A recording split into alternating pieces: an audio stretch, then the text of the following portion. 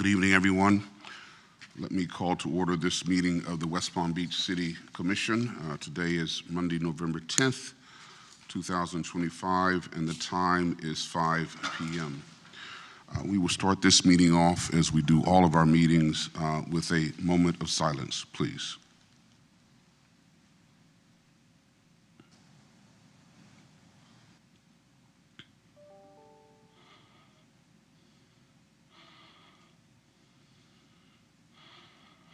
Madam President, can you lead us in the Pledge of Allegiance?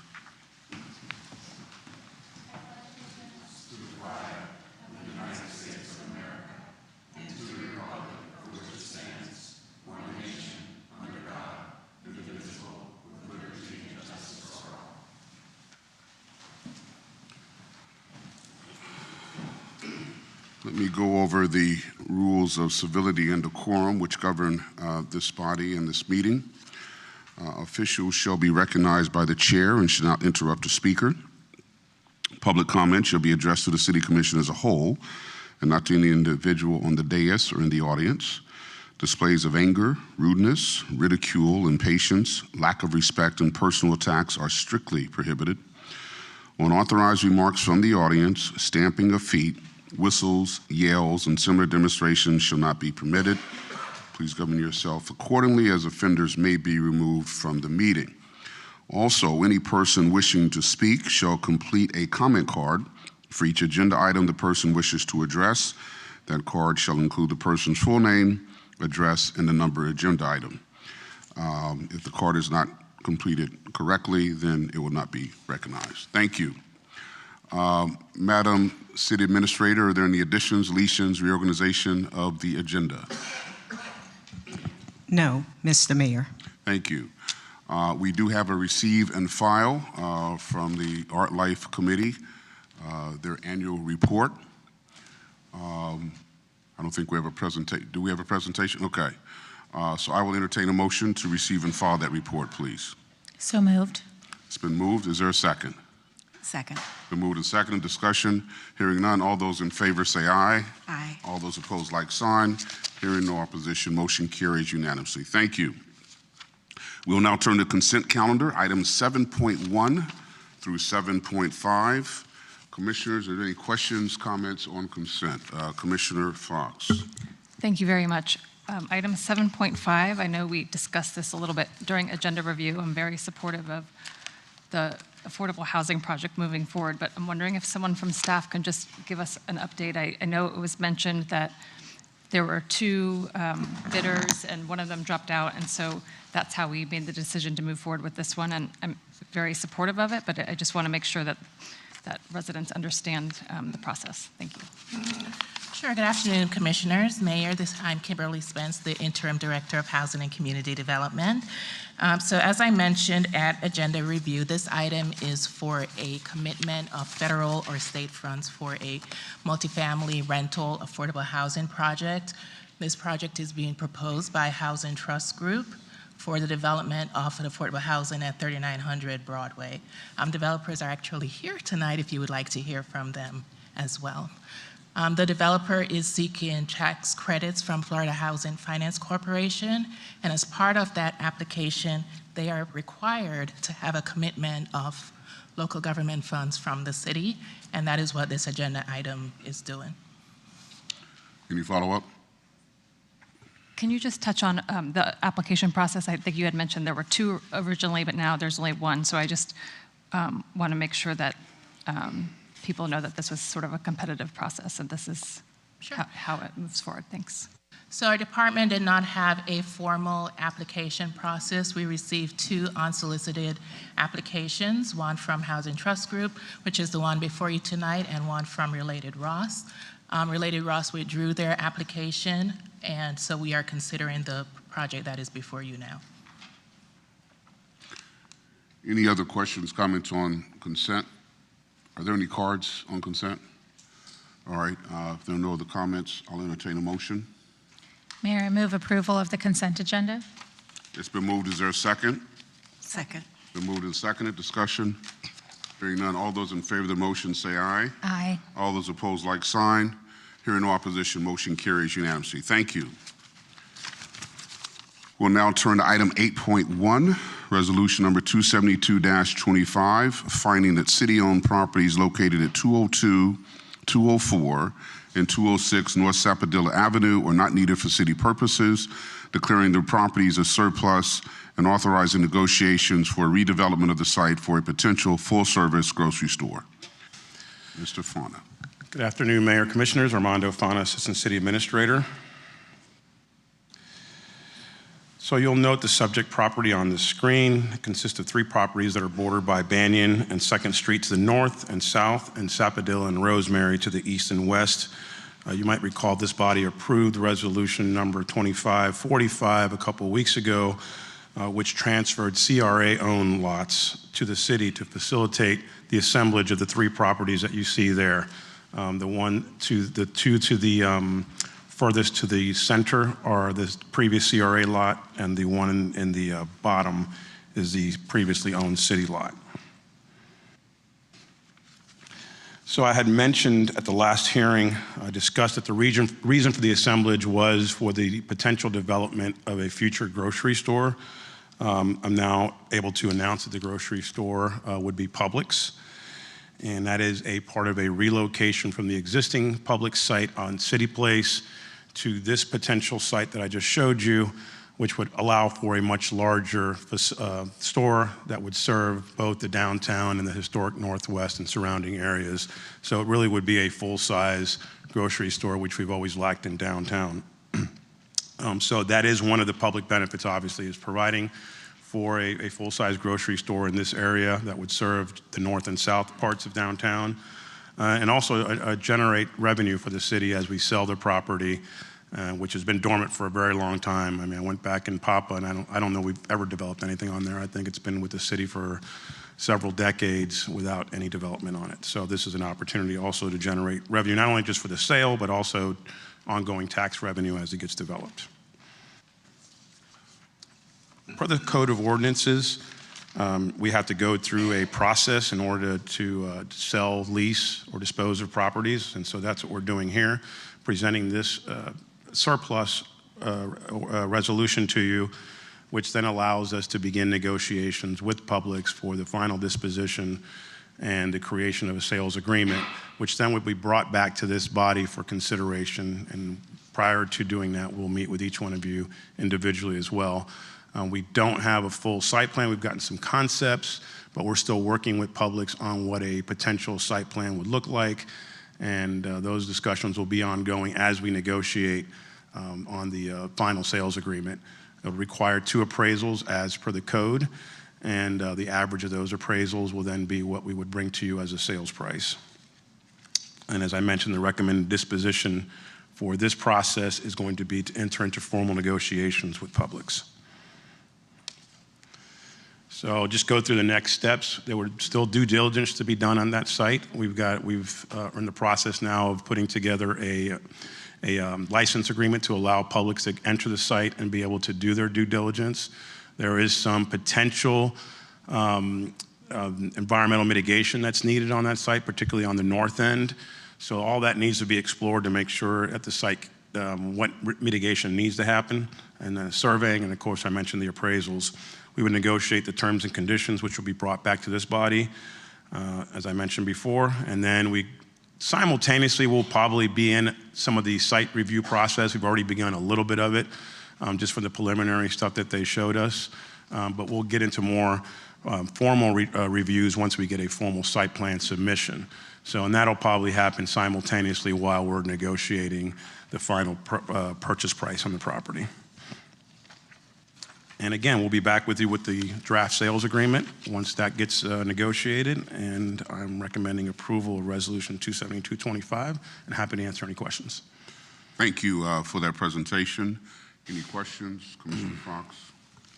Thank you so much. This is a long time coming. I know that as a downtown resident, I'm looking forward to being able to get the things I want at Publix. The small Publix doesn't always have everything, and it's just really well needed. But one of the concerns that I've heard from some of the downtown residents is about whether or not our future mobility trolley, whatever we're calling it, will have stops there. And you know, it's a little bit farther away, this Publix is, from the current Publix. And so I know it's kind of probably a couple of years away from now, but just to go on record that that is something that hopefully we can look into in the future when we have our new mobility team set up, adding different stops that No, will accommodate. that's a great point. We're actually hoping to begin to roll out our new transportation system in the second quarter of our fiscal year, first quarter of the calendar year.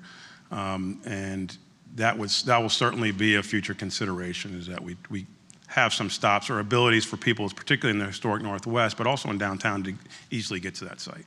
And that'll reduce the amount of parking and traffic within the site as well. So, President Lambert. Thank you so much. I agree. I think this is a good thing for the city and for our downtown. And I know that the community benefit is what Commissioner Fox mentioned, being able to have additional grocery items available to our residents. But just, now thinking about being a partner with a future Publix there, thinking about other ways that they could be a good partner to our city, certainly not expecting them to have or support competition for themselves, but maybe supporting other local neighborhood grocery stores that are outside of this area that maybe don't have the ability to have or do not have a large grocery store in the area. I hope that they would consider continuing being a good partner in the city. Yeah, we'll continue to work with Publix. I mean, they're a great community partner overall. I mean, they donate a lot around the state of Florida, including food. So I'm sure we'll be able to have those discussions. Great. Follow up, Mayor? Yes. I did just have a question about the appraisal process. I know you mentioned that our process is for 2 appraisals and we take the average of the 2. Correct. Is there also a time frame that both of those appraisals have to take place in? We don't want it to be more than 6 months old. So we're already ordered one, and then we'll be ordering the second one, so that they'll be fresh when they get back to the City Commission. Great, thank you. Any other questions on this item? Any cards? All right. If there are no other questions, I will certainly entertain a motion. Mayor, I move to approve resolution number 272-25. It's been moved. Is there a second? Second. Been moved and seconded. Discussion? Hearing none. All those in favor of the motion say aye. Aye. All those opposed, like sign. Hearing no opposition, motion carries unanimously. Thank you. Thank you. All right, we'll now turn to the public hearing portion of our meeting. Item 9.1, public hearing and second reading of ordinance number 5145-25, amending the Code of Ordinances at Chapter 78 to modify conditions for obtaining a special event permit, to add conditions for special event details, and to add authority for police in situations involving unpermitted special events and special events exceeding the scope of the issued permit. Chief? Good evening, Mr. Mayor, Commissioners. Tony Spatera, Assistant Chief at the Police Department, and there are no changes to the ordinance since the first reading. Very good. Any questions, comments, Commissioners? All right, we do have one card. Michael Cleveland.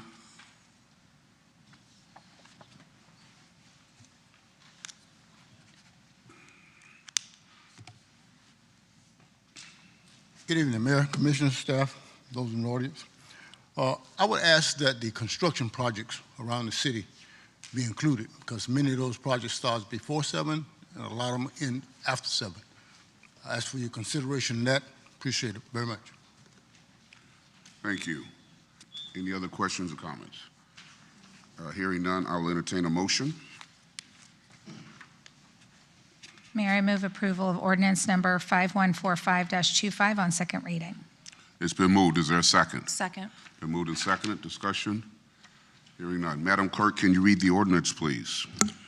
Ordinance number 5145-25, an ordinance of the City Commission of the City of West Palm Beach, Florida, amending the Code of Ordinances at Chapter 78, Streets, Sidewalks, and Public Places, Article 6, Special Events, Section 78-153, Application for a Special Event Permit, to modify conditions for obtaining a special event permit, amending Article 6, Special Events, Section 78-157, Security, to add conditions involving police and fire details associated with special events, amending Article 6, Special Events, Section 78-161, Violations, Enforcements, Revocation of Permits, and Authority to shut down events, to add authority for police response involving unpermitted events and events exceeding scope of issued permit, providing a conflicts clause, a codification clause, and a severability clause, providing an effective date and for other purposes. All those in favor of the motion say aye. Aye. All those opposed, like sign. Hearing no opposition, motion carries unanimously. Thank you. Thank you. Item 9.2, public hearing and first reading of ordinance number 5146-25, a city-initiated text amendment to Article 11, subdivision design standards and specifications, and Article 19, definitions of Chapter 94 zoning and land development regulations, to provide clarity and consistency in the subdivision design standards and specifications between the city and state statutes. All right, good day, Mayor and Commissioners. Jeremy Swaby, Planning and Zoning Senior Planner for the record. And I'll be presenting the subdivision regulation text amendment. So this is a city-initiated request to amend and add regulations for various sections, which include 94-342, which is the general design standards, 94-343 for the minimum street paving and specifications, and 94-611 for definitions. And in addition, sections 94-341 and 94-344 will be removed.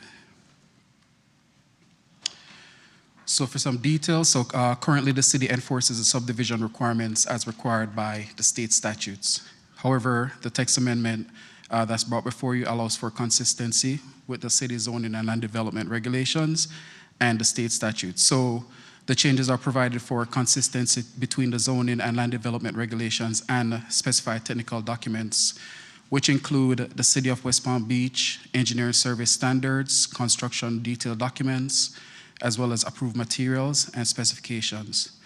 And also the latest edition of the Florida Department of Transportation standard specifications for road and bridge construction and design standards.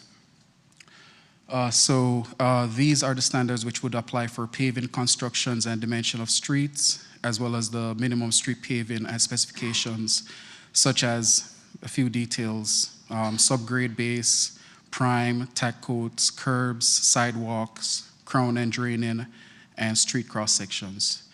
And the definitions were amended to provide the necessary clarity in accordance with the text changes. So as you can see, it's a lot of technicalities. All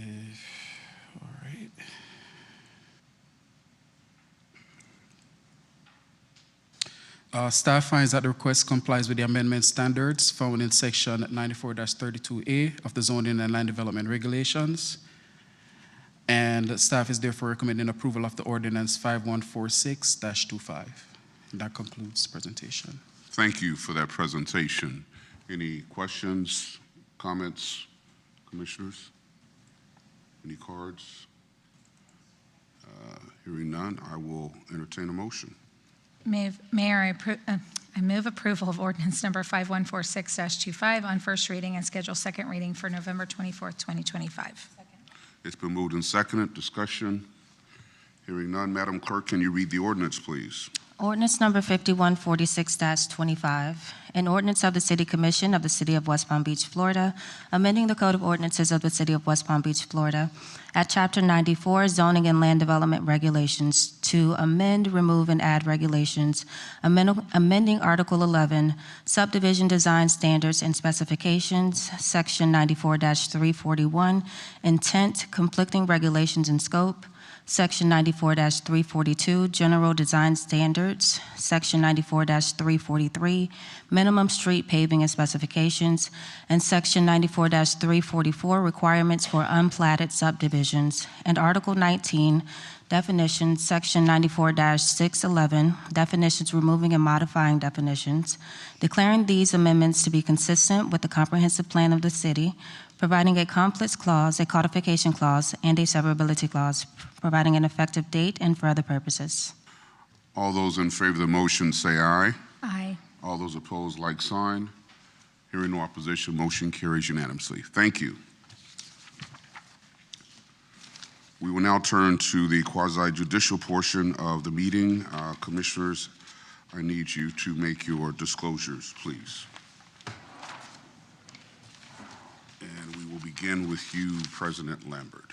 Thank you. As to items 10.1 and 10.2, I have had ex parte communications with representatives of the applicant. I have not received written communications. I have not conducted an investigation. I have made a site visit. I have not received expert opinions. I request that these disclosures and all written communications be made part of the record. Thank you. Commissioner Fox? As to items 10.1 and 10.2, I have had ex parte communications with the applicant. I have not received written communications. I have not conducted an investigation. I have not made a site visit. I have not received expert opinions. I request that these disclosures and all written communications be made part of the record. Thank you. Commissioner Ward? As to matters 10.1 and 10.2, I have had ex parte communications with the applicant, representatives of the applicant, and residents in the community. I have not received written communications. I have not conducted an investigation. I have made a site visit. I have not received expert opinions. I request that these disclosures and all written communications be made part of the record. Commissioner Warren? Thank you, Mayor. As to items 10.1 and 10.2, I have had ex parte communications with the applicant. I have not received written communications. I have not conducted an investigation. I have made a site visit. I have not received expert opinions. I request that these disclosures and all written communications be made part of the record. And I will make my declarations because I have to vote in the event of a tie. As to items 10.1 and 10.2, I have had ex parte communications with the applicant. I have not received written communications. I have not conducted an investigation. I have not made a site visit, and I have not received expert opinions. I request that these disclosures and all written communications be made part of the record. Madam Clerk, can you swear in all witnesses, please? Would everyone wishing to speak on items 10.1 and 10.2 please stand and raise your right hand? Do you swear that the testimony you are about to give is the truth, the whole truth, and nothing but the truth? Thank you. Thank you. Item 10.1, public hearing of resolution number 249-25, a request by John Roach, AICP of Gunster, on behalf of Heisinger Holdings, Inc., for a major amendment to the Marina Commercial Marine Plan Development, CMPD, to modify the Marina Design Guidelines. Mr. Roach. Just 1 second.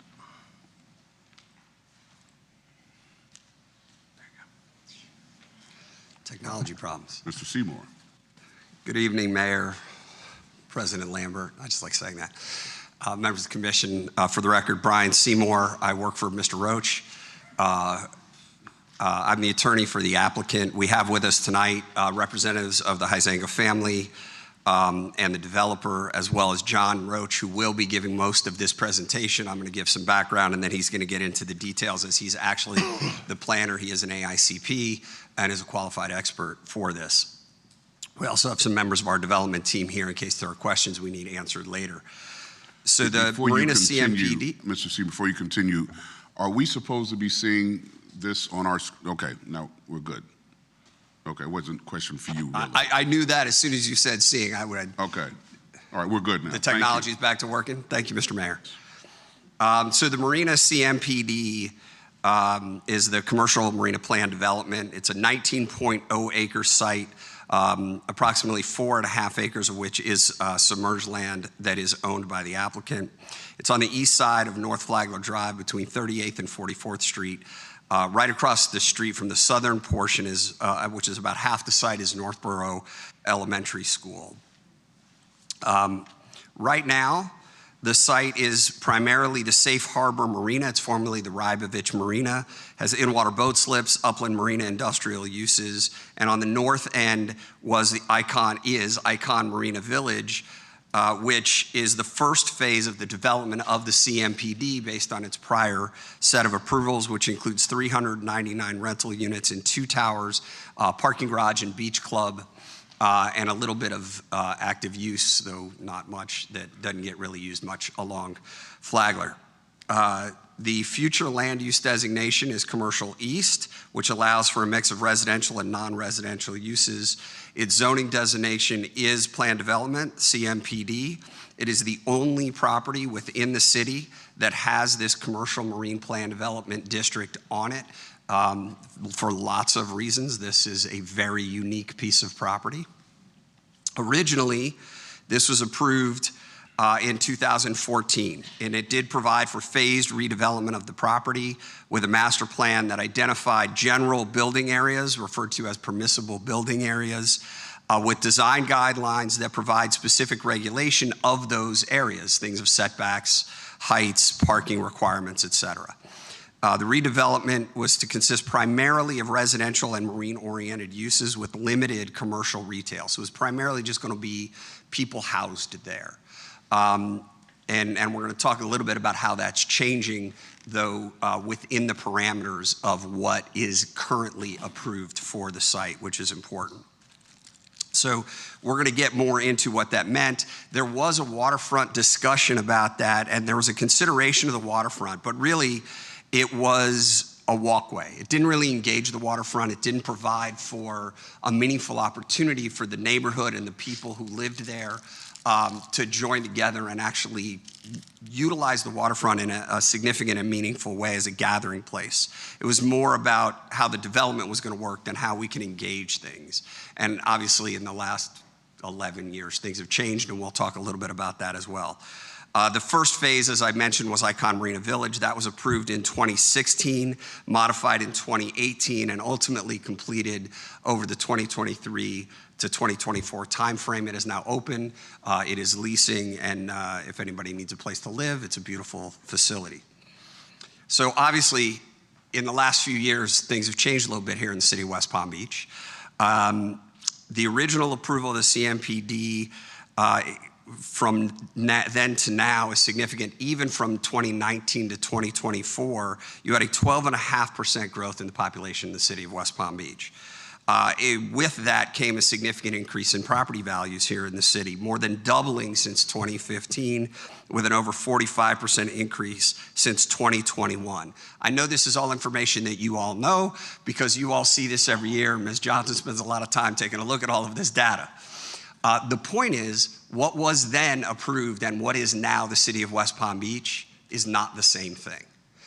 And so there's an opportunity based on this to revision and look at what's really possible now for this property. And it's not just the revision of the overall master plan, but we're bringing with you the first and a significant phase of more than half the property for a site plan approval. So there are two resolutions that you'll be looking at tonight. One is that master plan change, the other is a site plan. And so it's not just a theory, we're gonna be immediately putting that into practice.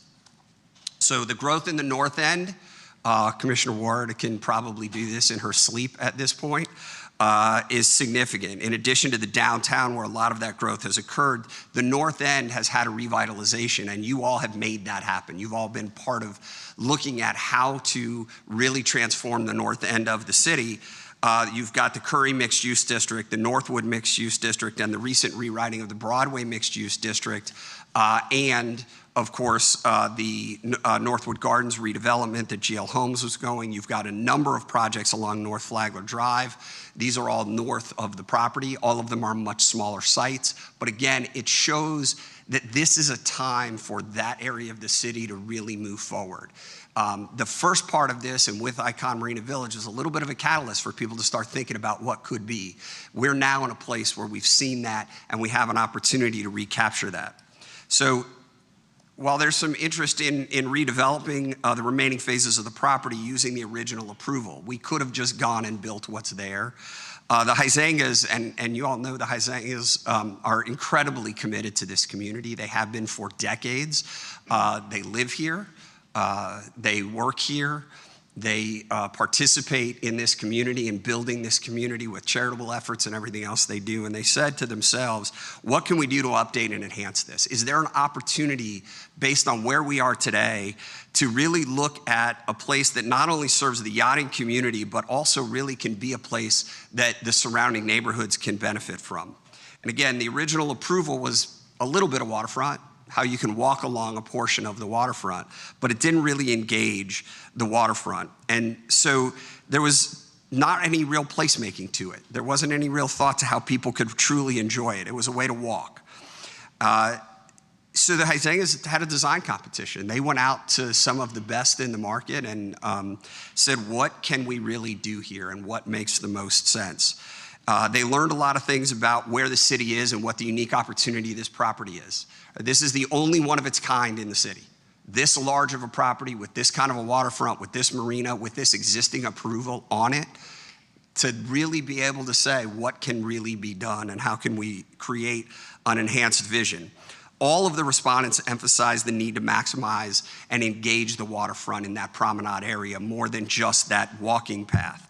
They want to make it a destination for yacht crews and marina staff, as well as residents of the surrounding community. It's really a magnet that could bring the community together, creating true activity both along Flagler with a space that was comfortable to walk and be, and enhance the waterfront and really utilize that waterfront as the space where people will engage with each other and as a community and engage the waterfront. It wasn't about Flagler Drive. It was about the totality of it and utilization of that waterfront and not prioritizing the vehicles, which had been done because in 2014, we didn't talk about things like mobility. We didn't have micro-mobility. We didn't have alternative forms. We didn't have circuit, didn't exist. Right? So these are things that we started thinking through to say, now where we are, do we really need to do that? Or can we create a little bit of a different environment? And so to update to this enhanced vision, we're looking at a number of things to modify the master plan and the design guidelines, which is the overall vision. And again, the level 3 site plan, which would be the first phase of that construction within several of the PBAs that will carry out that vision. You can see there's a lot to it. The key factor, and we're going to talk a little bit about this tonight, is that there is no increase in any unit or gross square footage. We are repositioning things, but there's no additional impacts. There's no more units, there's no more square footage, there's no more traffic than is existing today. Everything was evaluated to say, what do we have and how do we better use it, not how do we make more of it. And so what we're going to talk about and what John's going to show you, because I'm about to turn it over to him because I could see you're done with the lawyer, that this is about not new stuff, but new design and new value and new creation of opportunities for the city, for the residents of the site, and the residents of the community as a whole. And so with that, I'm going to turn it over to John Roach. As I mentioned, for the record, John is an AICP certified planner, just in case anybody comes after us, that has been leading the design efforts with the significant team at KPH, Kimley Horn, and others who really are the highest quality of designers. EDSA did the landscape. I mean, these are world-class designers that John's going to show you their work from tonight that he's been working with. Thank you, Brian. For the record, John Roach, planner with Gunster. So on this slide is an outline of the items that we're bringing before you this evening to change within the master plan and design guidelines. I'm not going to read through them because we're going to go into a little bit more detail about each.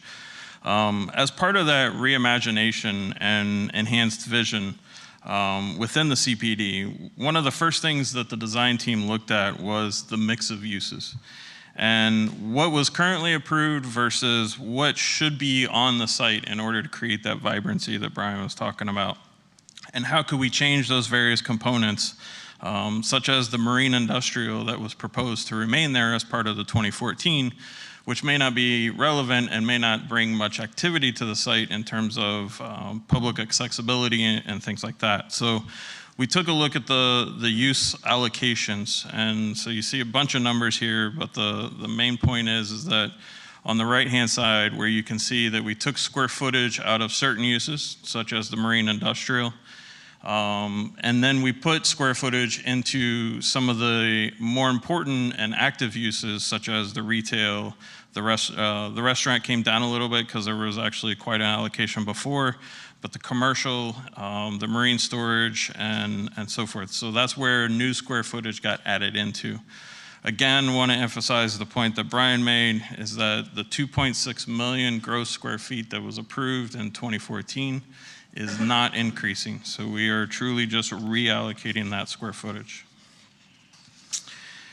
The next part of the modifications was to the master plan itself. Some people call it a bubble diagram. Ours isn't necessarily bubbles, it's more squares and rectangles.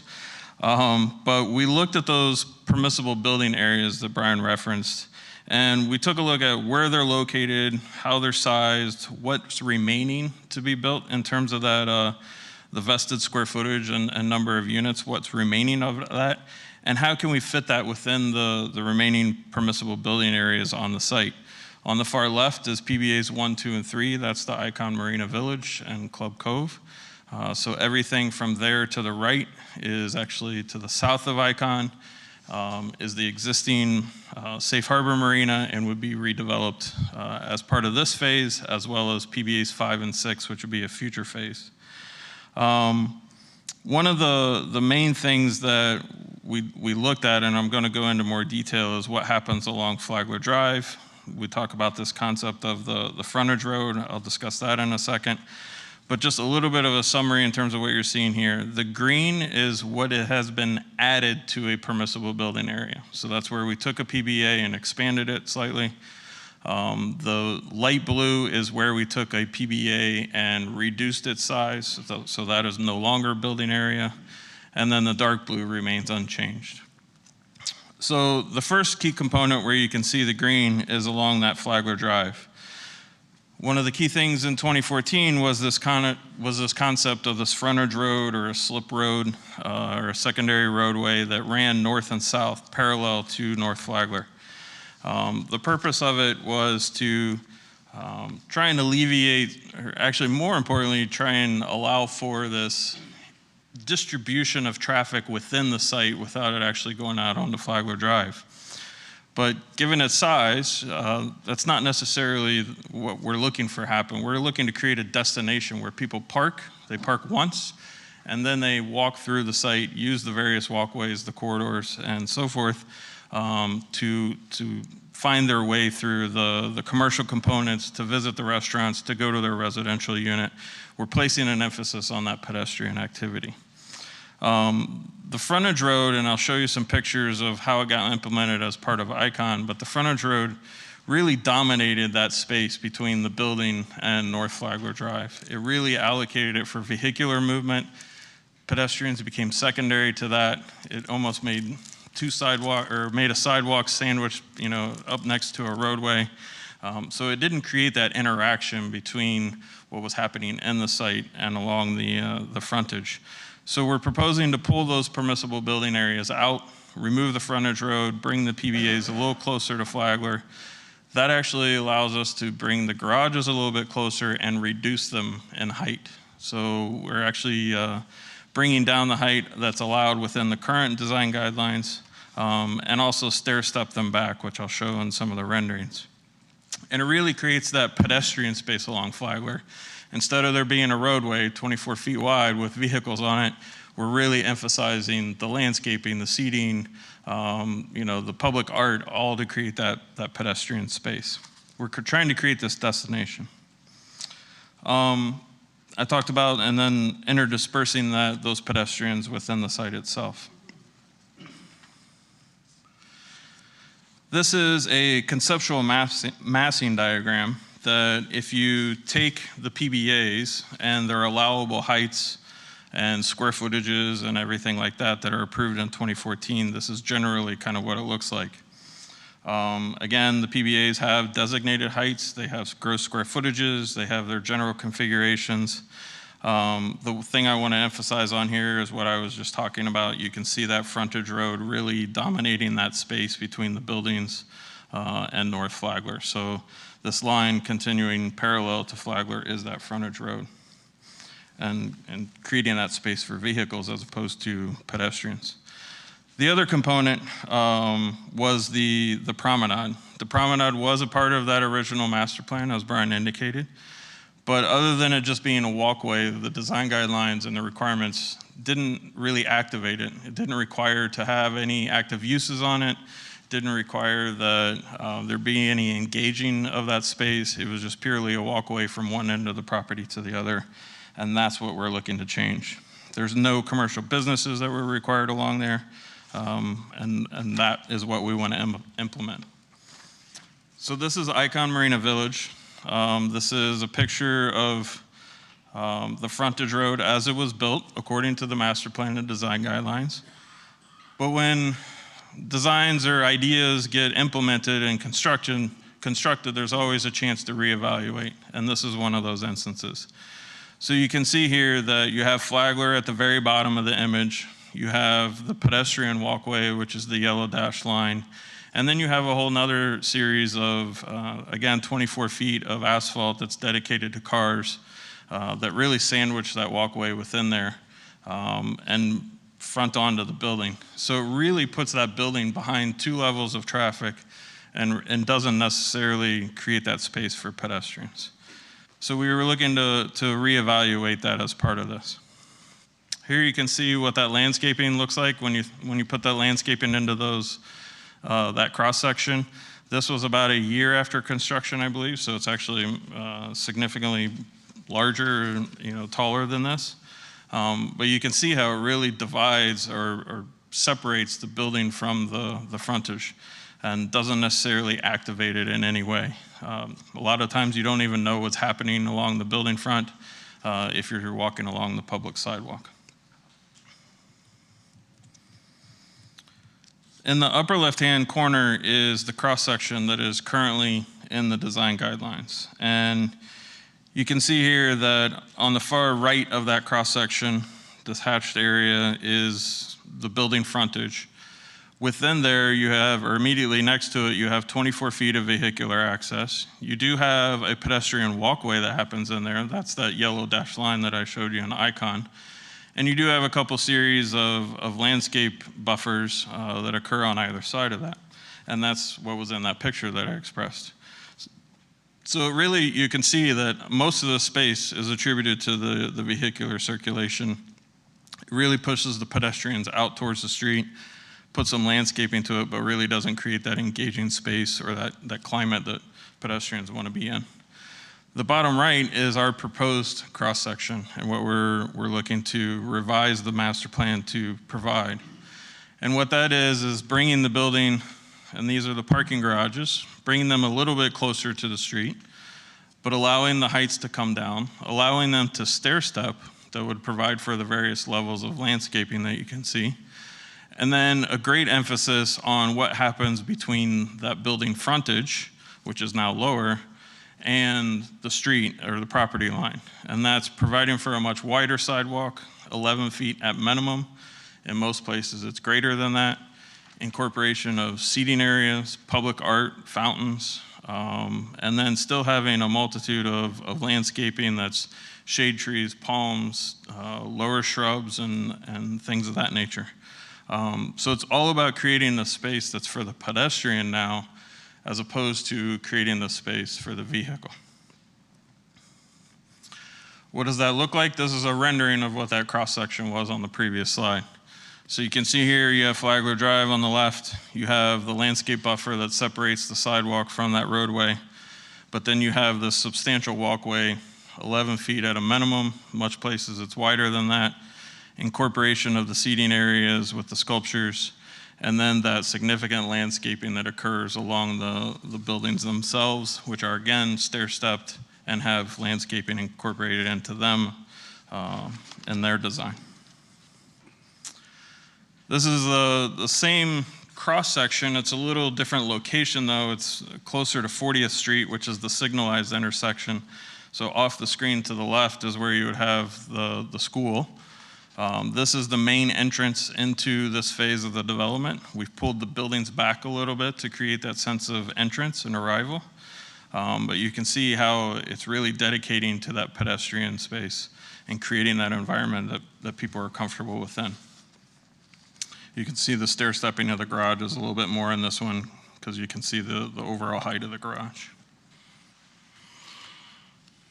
So with this project and with some of the other projects along North Flagler, there's this talk about active uses along the street and along the Flagler Drive frontage. We, as part of this reimagination and re-envisioning of what could be built here, we're looking to put the activity on the promenade. That's where all the design options that came back in the competition really put emphasis on the waterfront. And making Flagler that pedestrian space that is a connectivity between the development, the surrounding neighborhoods, allowing for pedestrians to traverse north and south in front of the property, and then allowing them to come into the site, engage with those commercial or active uses along the promenade, as opposed to having them here along a frontage road. So at the top, you can see some projects that have implemented quote unquote active uses. It's our position that these aren't necessarily uses that are bringing activity to the roadway.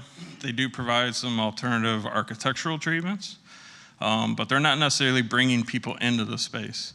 And they're not necessarily creating a comfortable environment along Flagler Drive that pedestrians, want to go within that space, utilize it as a recreation path, utilize it as a place to sit, utilize it as a circulation within the site itself. So that's the reason that we've developed the design that you see on the bottom there that I presented before. As part of this, we did have to look at how traffic gets into and out of the site. I talked about earlier, we wanted to create this space where people come, it's a destination. You go there, if you are arriving by car, you're parking once. If you're arriving by ride share, you're going there once, and then once you're on the site, you're walking throughout the property itself, visiting those commercial uses, those restaurants, and so forth. So to do that, we had to look at how do we work the garages themselves within the buildings. And a big part of that was separating the public commercial parking from the private residential guest parking. And to do that, we had to create some different and additional access points. I'm bringing this one up because we did have to, in order to do that, we did have to request one additional waiver in the master plan. And that is with the entry point, which is resident and guest only. So it's not the public utilizing this space, but it's just north of 40th Street. It's entry C as it's defined on the master plan. And we found that the best way to provide for that circulation pattern was to separate the inbound and outbound traffic into their own individual lanes and to have this divider median down the middle, provided for the most stacking, reduce the amount of conflicts and so forth. So to do that, the original design actually had the egress running down parallel to the building here at that angle. However, there was concerns from the city's traffic engineer about site visibility as it relates to the curvature of the roadway, the landscaping, and things like that. So what we did was we pulled this exit lane of the resident and guest access point. We pulled it so that it is parallel to the entrance lane, but to do that, it created a median of only 26.8 feet. From the city's perspective, the entrance and exit, they constitute one access point, so that's not an issue. The problem is that they enforce it as needing a separation distance of 125 feet between that entrance and exit lane, which we obviously don't meet. This was a collaboration, this design was a collaboration with the city's traffic engineer. Nobody has identified any issues with regards to this. It actually provides for the safest design in relation to the North Flagler Drive, the current configuration of North Flagler. So it's more of a formality than anything, but it's important to bring it before you this evening. So as part of the reimagining or re-envisioning of the CMPD, Brian talked about how do we take that unbuilt component, all that unbuilt square footage and those unbuilt units, and how do we look at the remaining portions of the CMPD master plan and provide for the best way for that to happen and be incorporated within there. One of those was reevaluating building heights within the master plan. And so what you have here, again, a lot of numbers, but you have the various PBAs listed 1 through 11. You have the heights that are allowed within the towers. So PBA 2 is allowed 349, but then they only built, in the case of PBA 2, they only built 248. And we looked at all that unbuilt height as well as the remaining PBAs, and we looked at that reallocation. How could we reallocate that onto the site? And so you can see on the far right-hand side of PBAs 2 and 3 came down because they chose not to build their full potential in terms of height. And then we looked at what was allowed within the remaining ones and how could we take that and add some to those various components and create for the best design. The table on the right is the exact same thing, but in looking at the parking garages. So you can see all the remaining parking garages are proposed to be reduced in height, netting in 80 feet of building height that is actually being taken off of what is previously approved. Now, what does that mean in terms of 3 dimensions? This is a conceptual massing, similar to what I presented at the beginning for what's currently allowed, and this is what we are proposing. The gray is what the current master plan allows. You can see the 349 for PBA2, the 299, 350, so forth and so on. The highest building being allowed out on the peninsula. So that's the gray. The green is where we're looking to take that unbuilt height and move it into the remaining PBAs. So you see PBA 8 is going from 350 to 410. PBA 10, which is the one out on the peninsula here in the middle, is going from 399 to 450. And then you have PBAs 5 and 6 here at the south end also changing in height. So that's that reallocation. And you can look and see how, the addition of 30, 40, 50 feet and the concept of what is currently allowed today is actually pretty minimal. And you really don't notice it in terms of impacts to surrounding areas. And we took a look at that from more of a pedestrian level. So we took an image from 40th Street and Broadway. That's what this, the picture is here. Pedestrians standing at that intersection. The grayed out areas in the background, well, actually you can see PBAs 2 and 3, which is Icon off to the left. Those are built.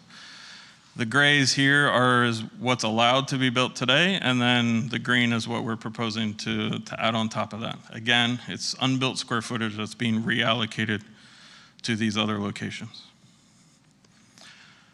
When you don't have a vacant lot in front of you at that intersection, you start incorporating the buildings and the street trees and everything that make that complete street.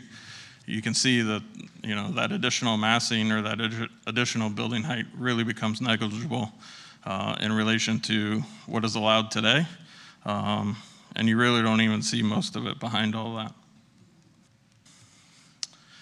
In terms of the master plan, from a 2-dimensional perspective, I talked about the promenade before. That's the pink or the red line that runs north and south. There's really no change to the promenade itself as far as its location, except for one aspect, which is at PBA 7. The original design, which is the blue line, ran on the waterside portion of PBA 7. We are proposing to pull the promenade in, allow PBA 7 to sit on the waterfront. That gives opportunities for outdoor seating and waterfront dining and things like that. But it, more importantly, allows for a continuous straight pathway for the promenade. So that way, as you're walking down the promenade, you can see what's in front of you. You can constantly be engaged as to what's happening, the next 50 feet, the next 100 feet. But more importantly, it provides a straight line into what we are calling the central piazza, or this central hub of activity here where the promenade's being expanded into this space. This is the central focus. This is where all that activity is being directed to. Everything branches out from there. This is where the interaction between the yacht crews, the residents, those from the surrounding neighborhoods who are visiting this space, that's where all that's gonna happen. So the promenade itself, again, location-wise remaining the same with the exception of PBA 7, and it's being expanded in the hub here.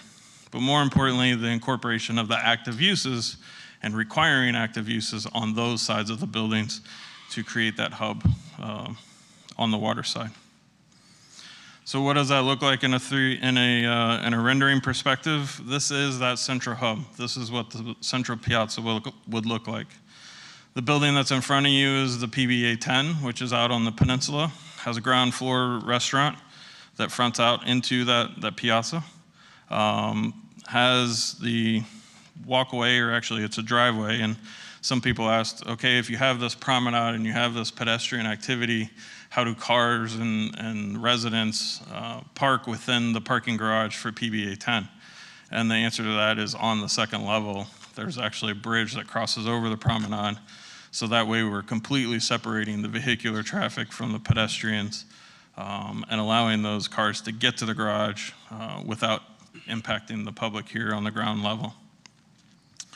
There are some cars in here because there is a roundabout within this space, but the only people who would actually be utilizing it from a vehicular perspective would be anyone taking valet or utilizing the rideshare pickup and drop-off location, which one is required and designated within this space. At this point, you've already passed the public entrance into the parking garage. So if you're driving to the site, which we're hoping that you're not, if you do, you've already parked your vehicle once you get to this space. So it's really dominated by the pedestrian. That's where all of the emphasis was placed. The curbless design, similar to what you have on Clematis Street here, it's all about bringing down those barriers to pedestrians and creating that hub of activity. So I talked about the restaurant on the ground floor of PBA-10. You have the lobby space for the family office, as well as the private, semi-private club. And then to the left and right of this image would be the continuation of the promenade along the waterfront. And that's where this would be. If you were to take that previous image and walk left, it would put you in this location. You have the marina off to the left here. You have the proposed buildings off to the right with their ground floor active uses. That's those crew amenities, that's those restaurants, the commercial spaces. The tower off to the left is that one out on the peninsula, PBA-10. You see the club here, which is a lower level mid-rise building. The one in the background is just there for graphic purposes. It's part of the overall master plan and concept, but it's not a part of the site plan approval that's before you. That's actually PBA-5, I believe. So we're not before you for the actual site planning of this, but it shows you the concept that the master plan would allow with the changes that we're proposing. So in addition to the uses, we took the opportunity with the elimination of the marine industrial and things like that, we took the opportunity to look at the revisions to the parking requirements. There are specific parking requirements that are built into the design guidelines. So that's what you can see here. Our modifications are shown in strike through underline. The big one being elimination of marine industrial because we're eliminating that use entirely out of the project. The crew amenities, we originally had 2 spaces per 1,000 square feet of crew amenities. We got to thinking about it and also experiencing what has happened out on the property so far is that the crew are living on a yacht, they're working on the yacht, they arrive by yacht, they leave by yacht, so they don't have vehicles, so there's not necessarily a need to provide parking for them, so we're proposing to eliminate the crew amenity parking. The private club or semi-private club, we also took the opportunity to reevaluate that based upon how the club was actually proposed to function, and that most of the members of the club are anticipated to be residents who are living on the site, and therefore they have their designated parking spots. And once they're there and they, as part of their unit, they can visit the club and they don't need to have that additional space. We are, as part of this, understanding that there will be some public memberships available. There is some parking that will be provided. That's the 0.75 spaces per 1,000. And then there's some guest suites in which each guest suite will have a space. But we will limit the number of external memberships to 250 to make sure that the parking ratio that we have here, based upon the analysis from our traffic engineer, that there will be sufficient parking with that ratio so long as we cap the number of external memberships, which we're doing. Again, that's at 250. And just a couple more slides. This one is about micromobility. Brian talked about things have changed since 2014. Mobility itself, transportation, how people get from one place to the other is different. I'd actually like to say that in 2014, the items on the left were actually pretty visionary. in terms of, providing for the shared vehicle or carpool spaces, the electric charging stations, golf cart parking. All those components were previously required and will continue to be.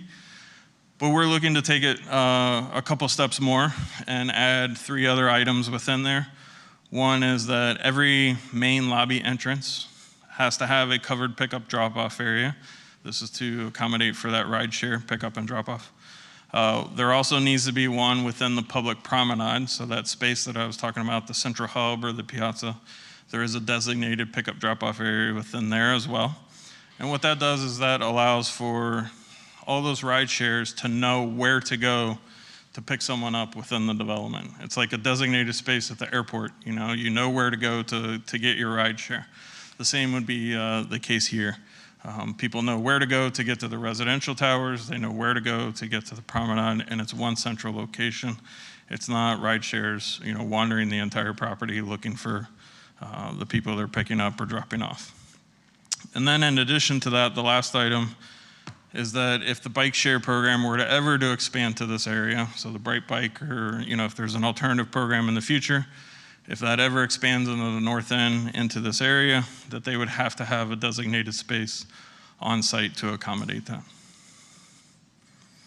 So all those pretty pictures, concepts, heights, and so forth, this is the level 3 site plan review in its 2-dimensional form. So what you have here, just kind of give you the general layout, is 40th Street here in the middle is the main entrance. That's the signalized intersection with the school. That's where the public will enter and exit the site into their parking garages. This is the central piazza here in the middle with that roundabout. Next to that, to the north, is the private or semi-private club with its parking garage, as well as the public portion of the garage. You have a residential tower here as you get closer to Icon Marina. And this is where you can see the parking garage and the stair stepping of that design. One thing I want to emphasize is that the rooftops of all the parking garages are either green roofs or they are active resident amenities.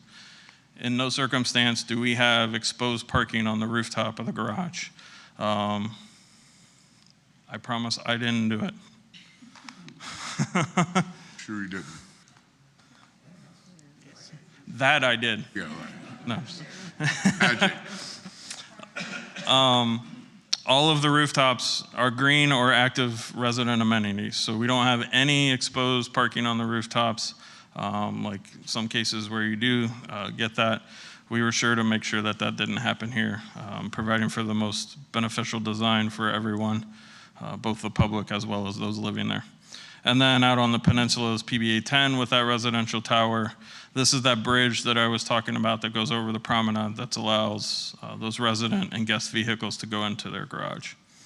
The 2 towers, the grayed out tower that I showed in that rendering is here, and this all grayed out is the future phase. We would have to come back before you as another level 3 site plan review to get that area approved.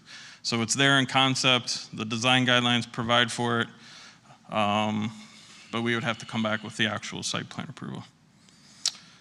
So we've gone through all the standards and it complies with all of the required waiver, amendment, and site design standards.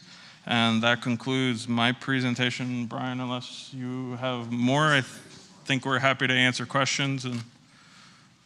Thank you. Any questions for the applicant before we hear from staff? Commissioner Ward. Thank you. Can you go back to the last slide with the phase? Mm-hmm. So when you show the promenade pictures, that really is for the future phase. Is there a promenade along that northern area? So the one that I showed you, the big piazza space, or the hub, is right here in the center, just to the left of the dark line. So this is the piazza, or the hub. So that would be built as part of that phase. The right-hand portion of the screen, or south of that, would not be built yet. That would be the next phase. But everything from that piazza all the way to Icon Marina Village would be completed and has a promenade as part of it.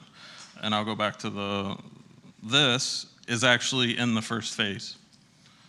So this is actually between Icon and the piazza, which would be in the distance here. Can I follow up? Yes. Can you go back to that and show me where that promenade is on the bigger So site? this rendering is about There, okay. right here. Thank you. President Lambert. Thank you so much. Just so I'm clear, the photos in the very beginning, or the renderings in the beginning where it showed the seating and the walking area, that was along Flagler. Correct. So there will be that area as well as this promenade in the back along the water. Correct. All of that pedestrian space with the landscaping and Flagler, that was all that Flagler frontage. So that's what occurs down here along this red line at the bottom of the screen. So you can actually see the multi-purpose path here. You can see the shade trees along the street, the palms. That's all that pedestrian space. And then the rendering that we just showed is the promenade, which is along the water side back here. Okay, great. Follow up, Mayor? Yes. And then you mentioned the capping of the membership of the private, semi-private club related to parking. Will that be in your plan documents so that it's capped at that, or is that a? Yeah, it would, yeah. Within the documents of the site as well as it's in the development order that's before you this evening, so. Great. And we'd have to provide that information as needed. Thank you. Commissioner Fox. Thank you so much. I see in the agenda that you provided all the notices that were required, but I was curious if there was any additional feedback or community engagement that you've worked on before coming here. So if you want the details, I can let Mr. Figueroa talk about it too. But since the planning board, there was one group that showed up at the planning board asking for more engagement. They were Flagler Landing, and Mr. Figueroa did meet with the president and some members there. So there has been discussion. Mr. Figueroa is always in this community too, so he's had discussions with folks. But if you want the detail, Commissioner, he's here to answer that. Great. Well, I'd love more detail. I'm sorry? I would love more detail. Thanks. Good to see you, Mayor, Madam President, Commissioners. Great to see you. So exciting to be here today. Carlos Figueroa, 4050 Flagler, North Flagler, representing the Huizinga family and Huizinga Holdings. Very excited to be here to talk about all the different aspects of this project. It's been a long time in coming.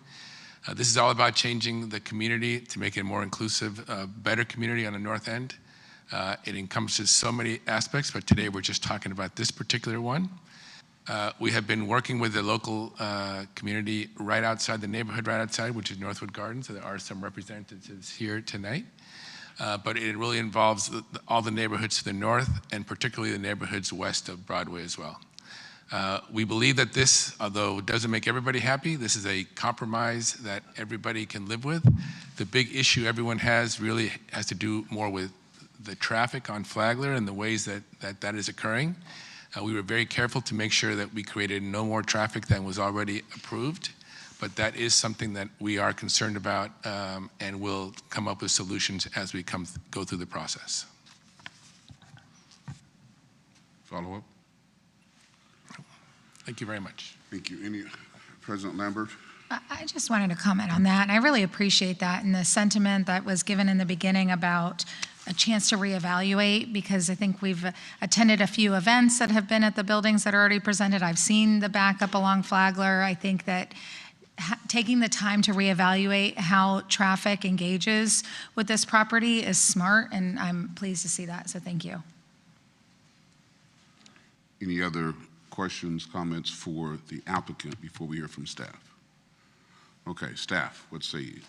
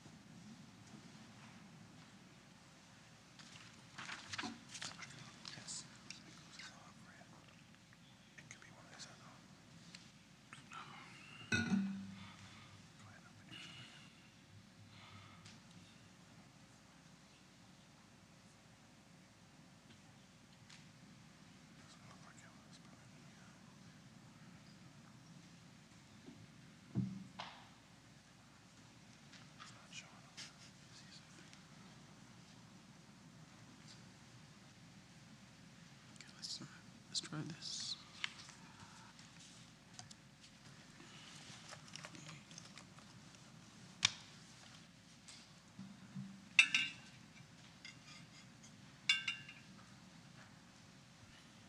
It's not there. Okay. All right. I have to do without it. One moment. Sorry about that.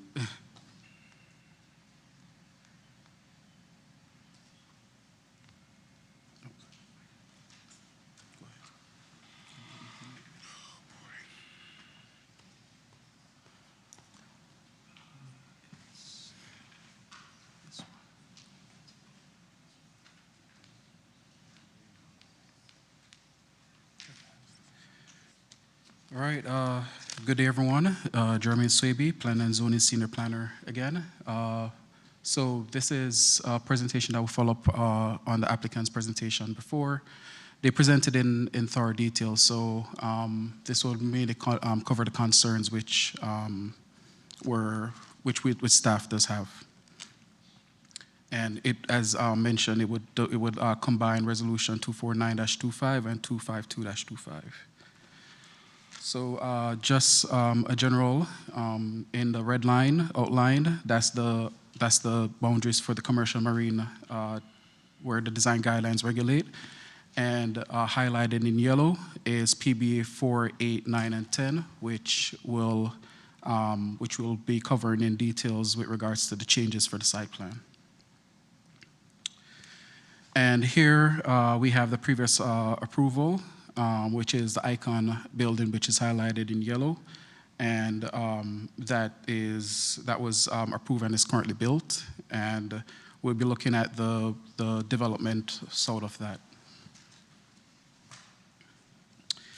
And here we have some of the requests made by the applicant. One is removal of the frontage road requirement, which is at C. And also, we have the relocation of all active uses from North Flagler to the promenade, which is one of staff's main concern.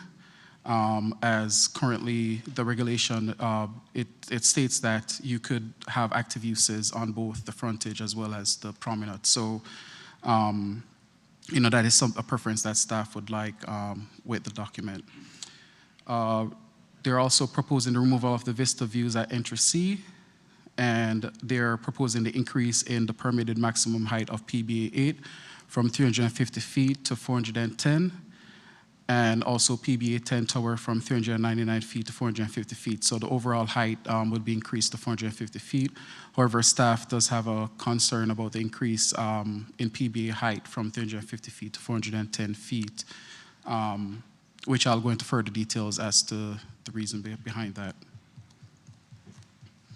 So this is just a list of the general requests. As I said before, they are looking for the removal of the frontage road, the active use requirement, which is 25% along Flagler Drive.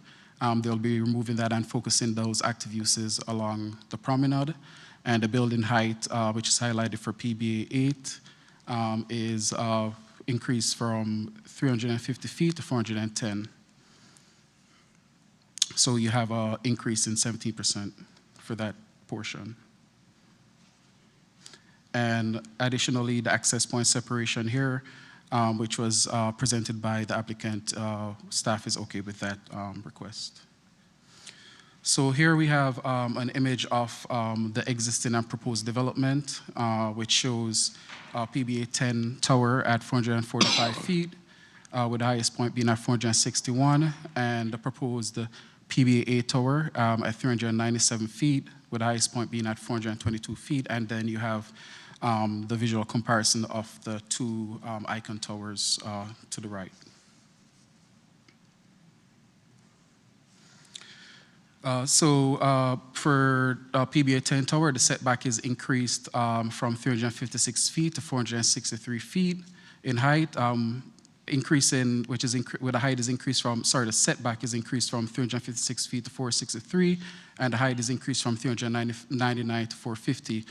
And the PBA 8 tower is reduced from 395 feet to 234 feet. However, they're increasing the height from 350 feet to 410 feet. So you could see that there is a relative decrease for PBA tower, and the original approved setback is shown in with a red arrow, which was at 60, which is around 60 feet further back from where the 234 feet is.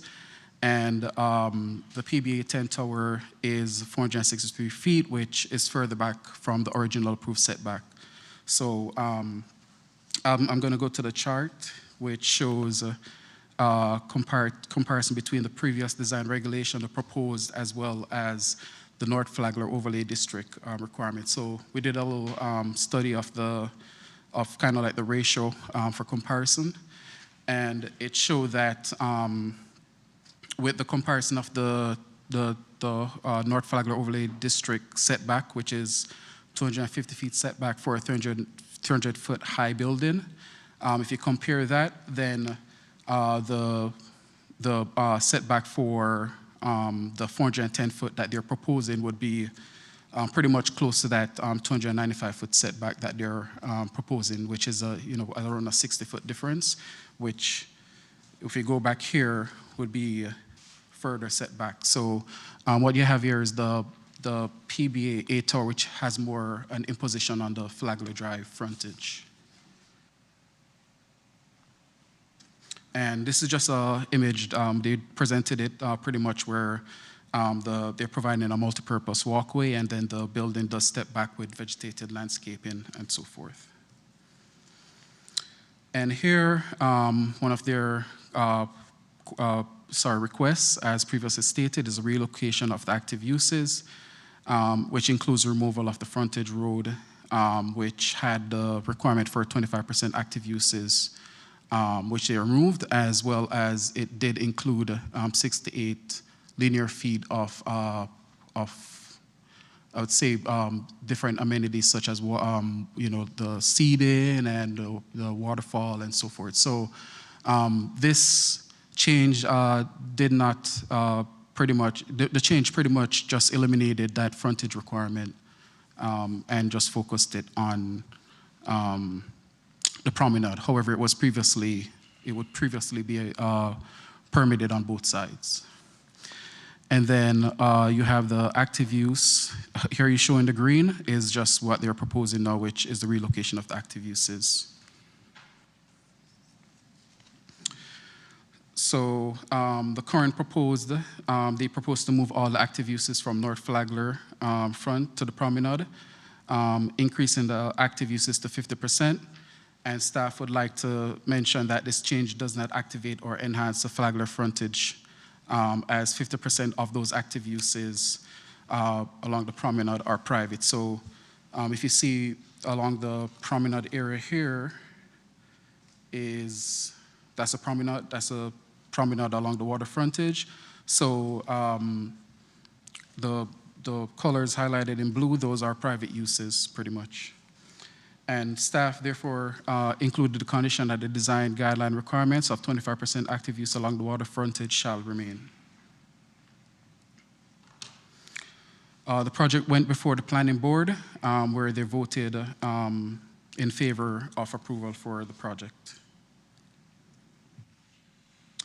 And for staff finds that the project complies with the standards 94-32A amendment standards, subject to the conditions, subject to the approved height for the applicant request.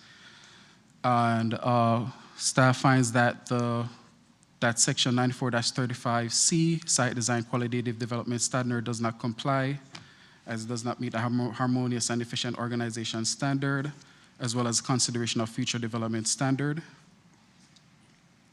Staff finds that the request complies with 9438D6 for the variance standard, and staff is recommended approval with conditions of resolution 249-25, and staff finds that it complies with section 9432, subject to the conditions of imposed by staff for the maximum height permitted permitted within PBA 8 of the CMPD will remain at 350 feet, and the design guideline requirement of 25% active use along the frontage shall remain. And also, staff is recommending denial, and if for resolution number 252-25, if the board does move for recommendation of approval, staff recommends approval as presented by the applicant. And that concludes the presentation. And again, just for the record, 25225 is really item 10.2. So at some point, we'll need you to put up those recommendations again once we get there. So item 10.1, which is related to our resolution 24925, if you want to put that recommendation back up. And any questions for staff, Commissioner Ward? Thank you. The planning board vote, was that with or without the your recommended conditions? Sorry, I didn't hear. The planning board the 6-0 vote, was that Yes. with or without the staff recommendation? That's without staff's recommendation. Without? Yes. Okay. Any other questions? Yes. Commissioner Ward. What's the comparison? How much do you have this available? How far is Icon Tower moved back versus the PBA 8?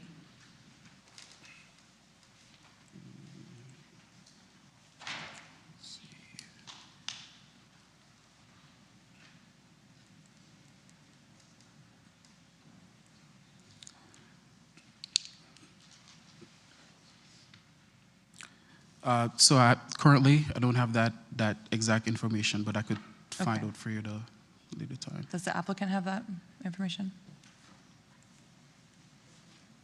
Commissioner, it's closer, but we don't know by how much. John is trying to pull it up, so we'll try to get you that answer when we come PBA 8 is closer than the Icon? No, Icon's closer to Flagler than Thank you. PBA 8. So he's trying to pull that up, and hopefully we'll have that by the time we come up for rebuttal. Thank you. Any other questions for the applicant?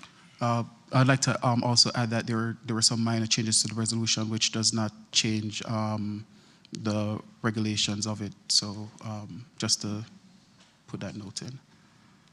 I'm sorry, what? There are some minor changes to the resolution, just to, with the minor design changes, but it does not change the overall approvability of it. All right. All right. Any other questions, President Lambert? I guess I just want to understand the condition of the active uses a little bit more. Originally, the current regulations, it regulates for let's see, okay, hold on. It regulates for 25% active uses along the frontage. And in addition, you require 68 linear feet of specific amenities such as seating and certain things that you saw the applicant present. And then you could also provide active uses along the promenade. So what the applicant is proposing is the removal altogether of those active uses and relocating them and focusing them along the promenade. And are there any suggestions of the types of active uses that staff is recommending along Flagler Drive? Good evening, Commissioner Ana Maria Aponte, Development Services Director. What we are suggesting for the active uses is the current regulations require 25% of active uses along Flagler. They did a percentage of that requirement with the Icon Marina. The suggestion by the applicant is to totally remove the requirement. So we would like to leave the requirement in there in case if they're not going to do it with this phase, on the next phase they could do it and complete the 25% required. So we don't know in the future, in the third phase of the project, they could decide if they want those active uses to be residential or they're going to have some type of commercial. We don't know, but we suggest not to remove it from the requirement at this point. Okay, so if I understand correctly, don't remove it, however, they wouldn't have to adhere to it in this design that they've just presented? Not in this design if they don't want to, because the requirement is for the entire frontage of the entire project, including from the phase that they already did, from north to end. So they already did a portion with the Icon Marina, so we don't want to remove it from the requirement. We just want to suggest to leave it in there so the next phase could accomplish something in the future. And should we leave it in there now and they proposed something in the future that looks very similar to this, and we all agree this was a success, and they want to ask for a waiver of that, they could at that time? They will at the same time. I'm sure they will come with different changes on the next phase. So who knows what will happen in the next 5 years. So they will come with different design. And as part of the site plan, even if they don't do, they can ask for a waiver for that one. Okay. We just don't want to remove it at this point because things could happen. All right, thank you. Mayor, I do have a question on another part. Thank you. For staff? Yes, for staff. Okay, so then the building height, you all propose leaving it at the same proposed height in their original proposal, is that correct? What we're suggesting is two different things. They are requesting changes in height for PBA 8, that is the tower closer to Flagler, and PBA 10, that is the one on the water. So PBA 10, because it's so far away from Flagler, the height will not be as negative impacting for the neighborhood. So we're okay with that one. So they will be able to increase the height to 450, that is what they're requesting. We have more concerns with the one that is closer to Flagler. They have, the previous tower was a higher distance from Flagler. They are now increasing the height and moving the tower closer to Flagler. So we have more concerns about that one. And also if you add to that the massing of the garage, they are taking away percentage of increasing the footprint of the parking garage and the tower. So those three things combined, we have more concerns about. Right. So we think the one on the water we can live with. It's not as impactful because it's farther away from Flagler. Thank you. Any other questions for staff? Commissioner Ward. I understand. Obviously, height is a concern. I live right near here. I see the Icon buildings. It's, and there's more development along the way. And so I know that that's a big comment for my residents is height, and as well as the traffic on Flagler, because there is a school right there and it backs up. But if I understood the rationale when it comes to the entire square footage of the project in general and shifting things around. So in theory, given the number 10 is so far out, if they shifted that even more high, would that be okay with staff to even go higher there so that they could maintain the 350 at the PBA 8? Was that discussed at all? No, we did not discuss that, Commissioner. Okay, I'm just curious. Any other questions for staff? All right, applicant, you wanted an opportunity to address staff's concerns at this point, or you want to wait until we get comment? I suspect we'll hear some of the same things, but I do have the answer to the question that Commissioner Ward asked, so I can give that answer, and then I'll hold everything else till the remainder. Right. So PBA 8 is a 225-foot minimum setback. The Icon minimum setback is only 160 feet. Thanks.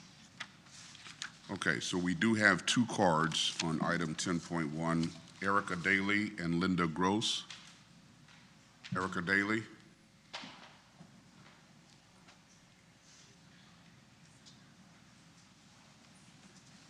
Good evening, Commissioners. My name is Erica Daly, and I'm a resident of the historic Northwood Harbor District.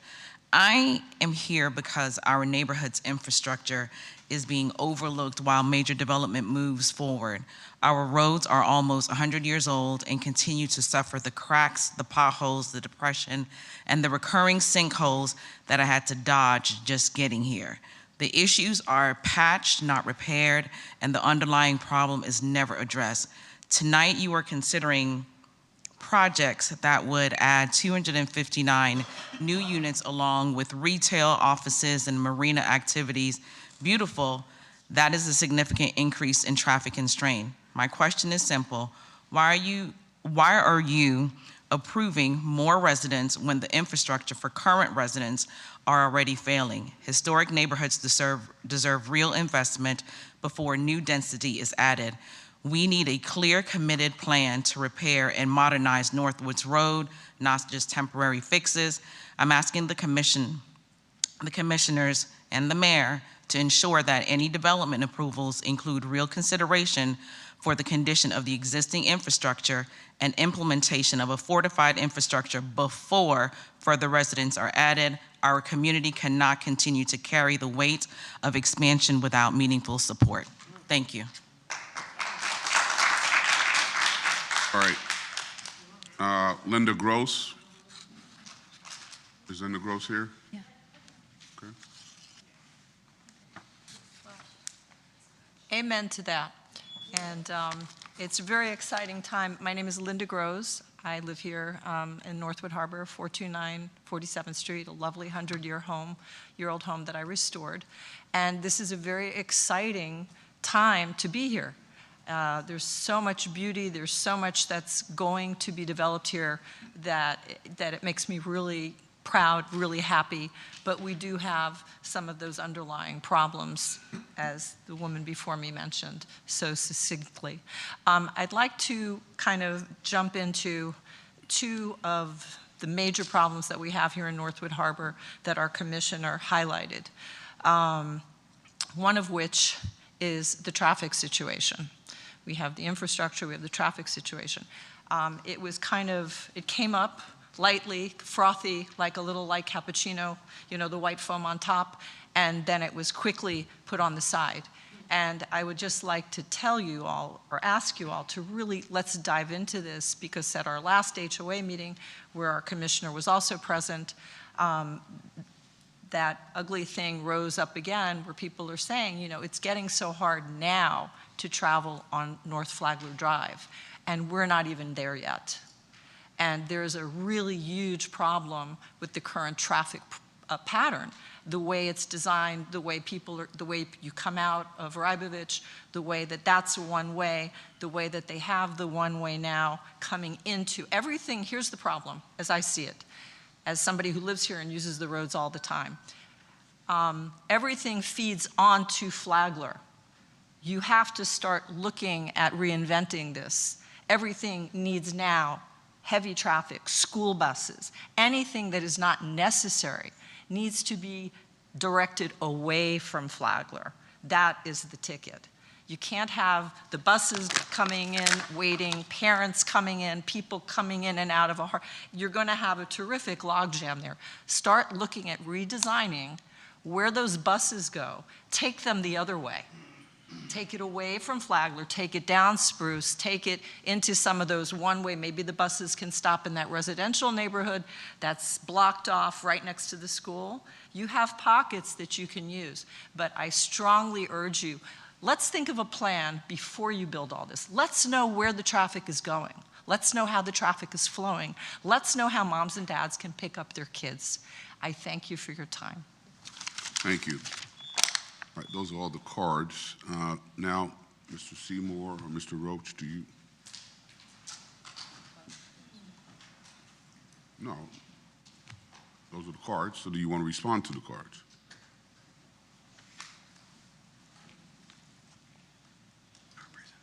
Mm-hmm.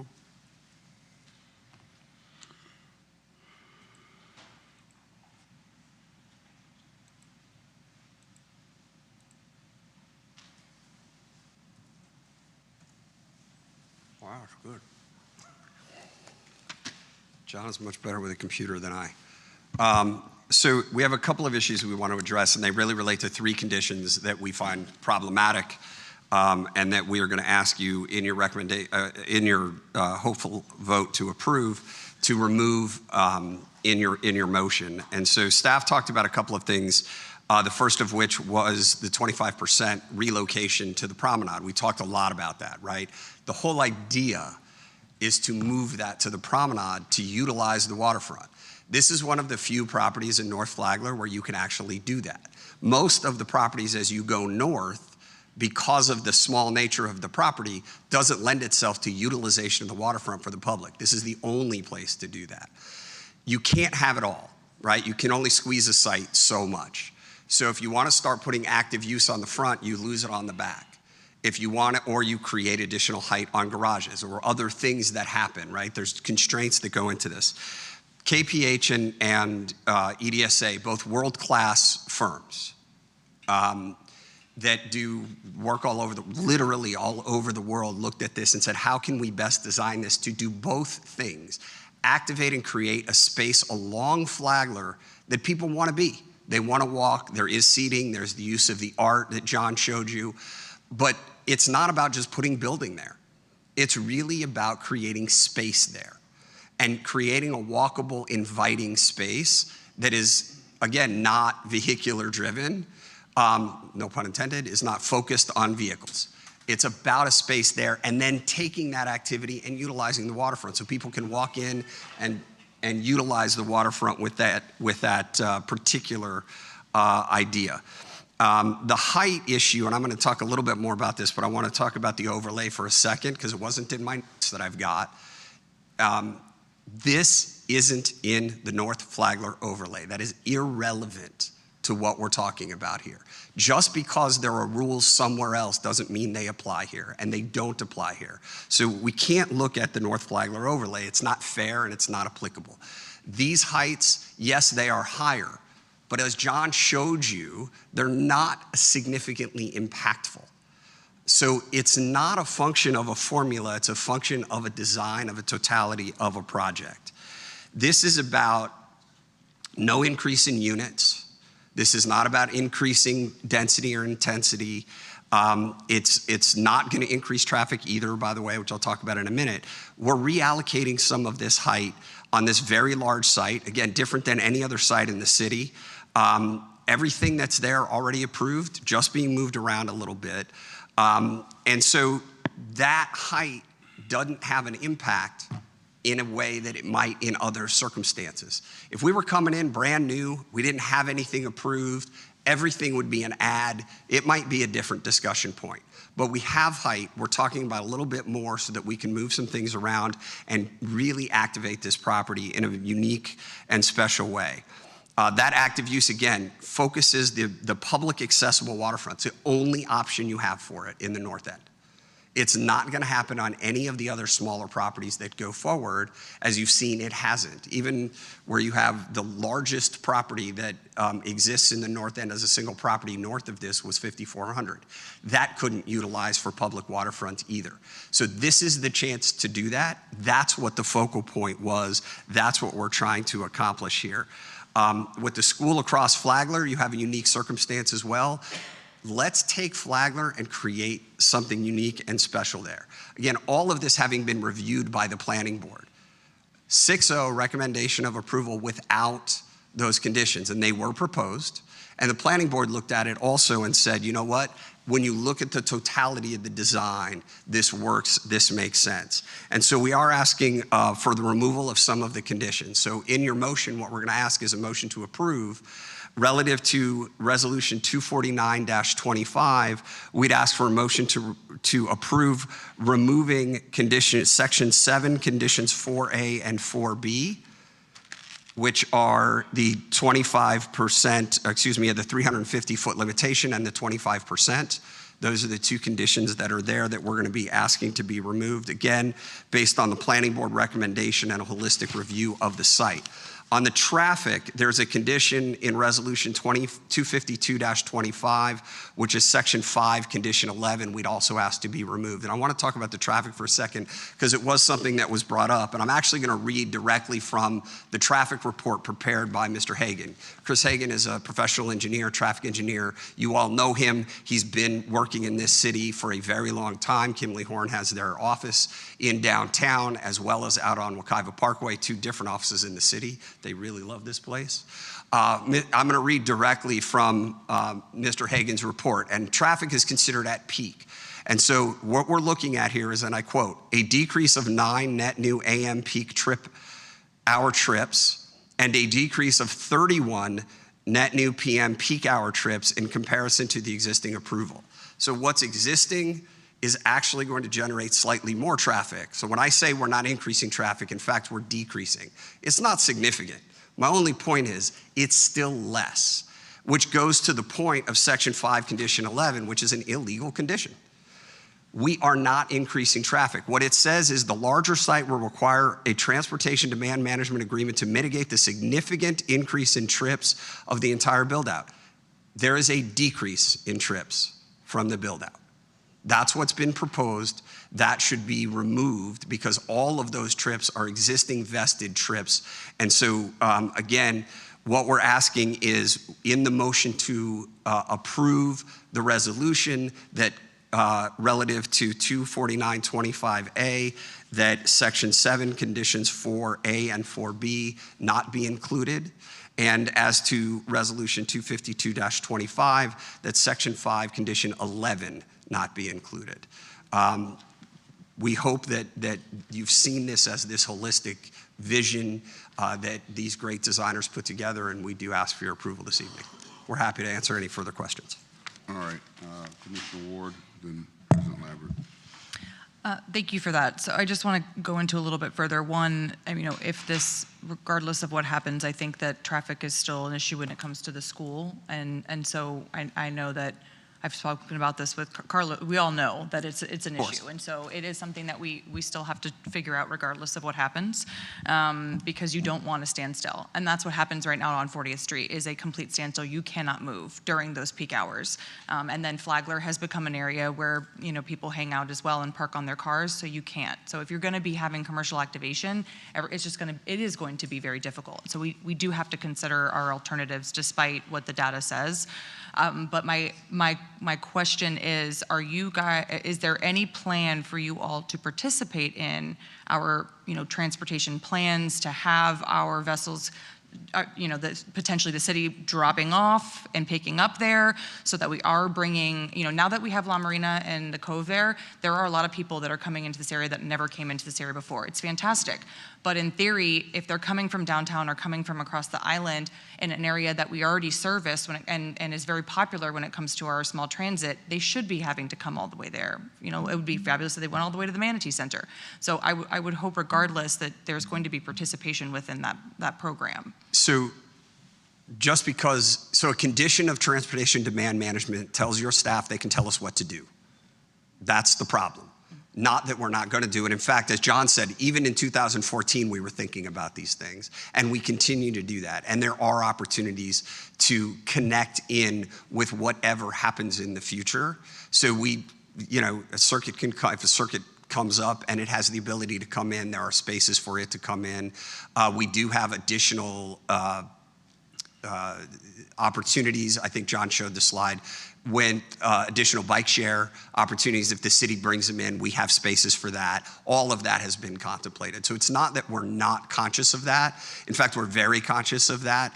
And it's important to the folks who are going to live, work, and enjoy the waterfront here with this active promenade to be able to get in and out and move around in multiple ways as well. So it has been contemplated. The issue with the condition is simply a function of a requirement to do something in the future that we don't know, that we can't have any say in at the end of the day, so that, based on something that doesn't exist. That's really what we're talking about. But we have incorporated design. We have thought through that. Again, hopefully creating more of a walkable Flagler with those street trees and the shade and the opportunities will help people want to walk more and drive less as well.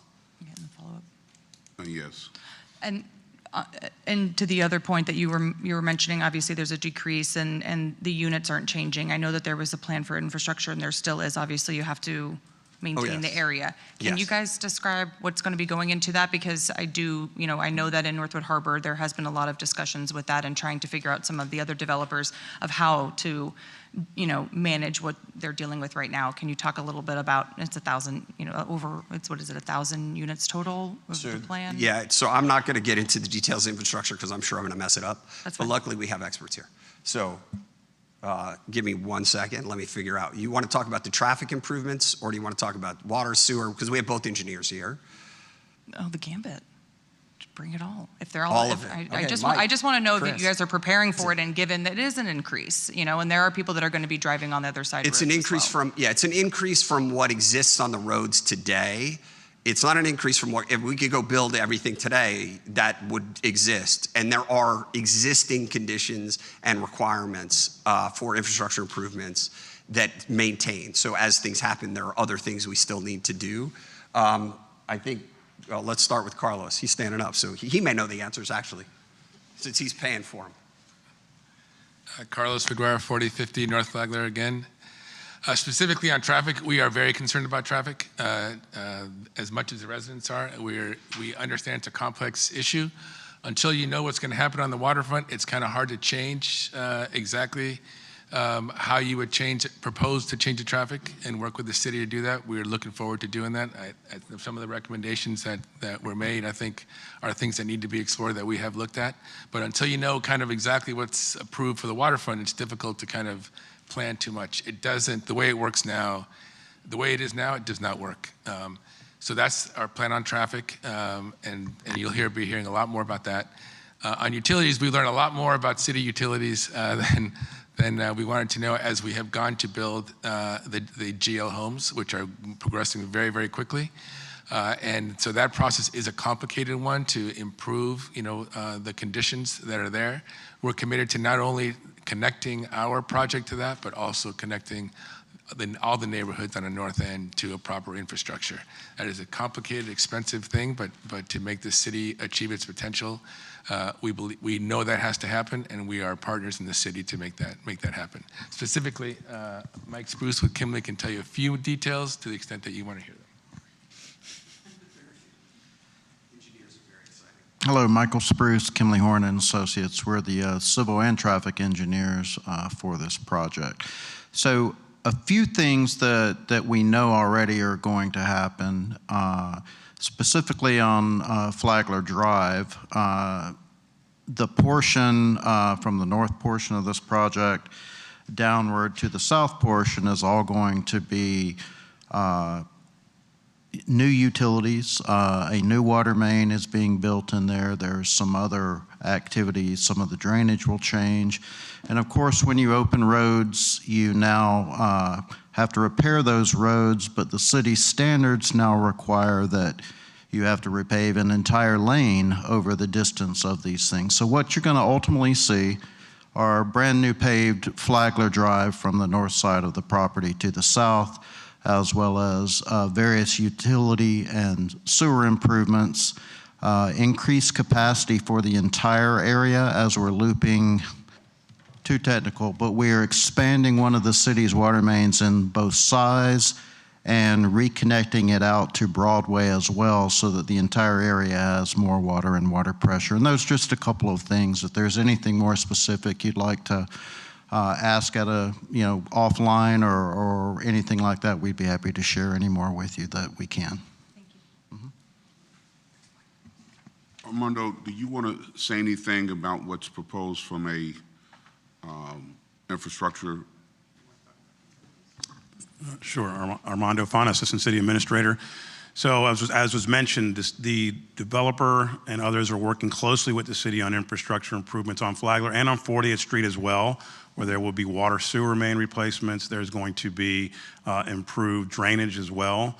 And all that area will also be repaved as we do it. We're also discussing additional lighting or adding new lighting along many of the streets in that area.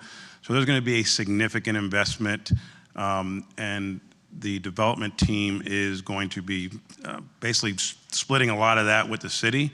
The infrastructure in that area is old, so it's an opportunity, really. It's working, it's fine, but it's an opportunity for us to upgrade aging infrastructure since they're going to be going there and tearing up the roads anyway.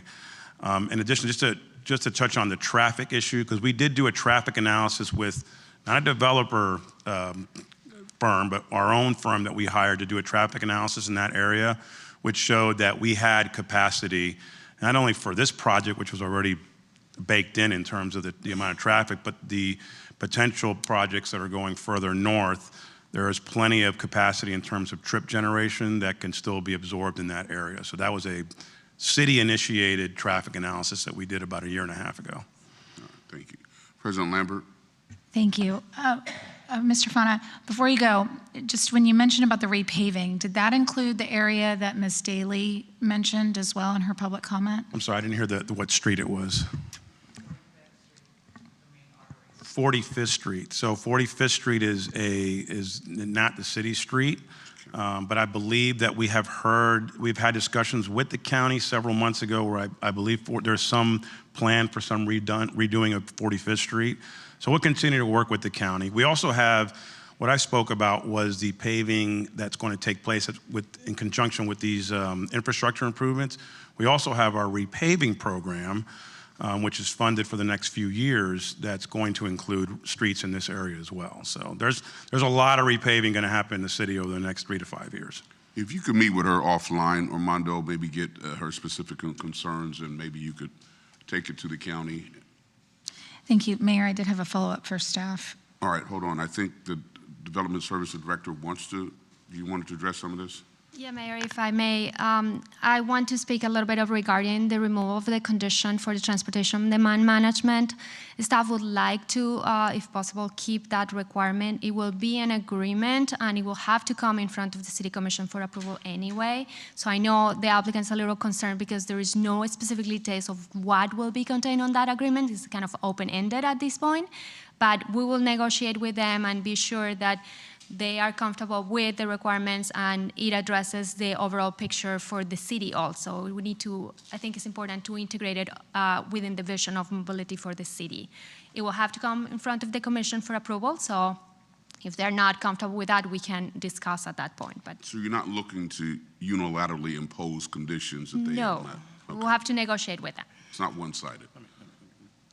I'm sorry, let me address a little bit of that as well, because one of the things that we have done with traffic demand management agreements and strategies is some things only will kick in if the trips that are being generated exceed what the traffic analysis shows. So that's part of it. It's triggered by an increase in traffic that wasn't anticipated. All right. You had one shot, man. Let me get the other commissioners' comments, and maybe you can. It's on the same topic. Okay, go ahead. So that was actually what I was going to ask Ms. Aponte about, and I want to ask her a little bit more because I heard Mr. Seymour say two things that I'd love for you to clarify if you can. I thought I heard you say, so correct me if I'm wrong, that something in that last proposed condition was an illegal condition, and so I want to hear what you meant by that. And then you also said we can't have a say in it, and you were referring to the transportation demand management when I just heard staff say, and what I saw on here is an agreement, and so my understanding is that we'd come together and agree upon it together. You want to answer first? So the illegality, you cannot impose a traffic condition when you don't increase traffic. It's an exaction that has no rational relationship and no nexus to the actual impacts of the project, right? That's what I mean by the illegality of it. Well, sure, it says agreement, but it doesn't say who, how, what. I've just heard that has to come back to the commission, which means now we're further delayed in a final site plan approval. It says prior to the issuance of a site plan approval, it says to mitigate the significant increase in trips.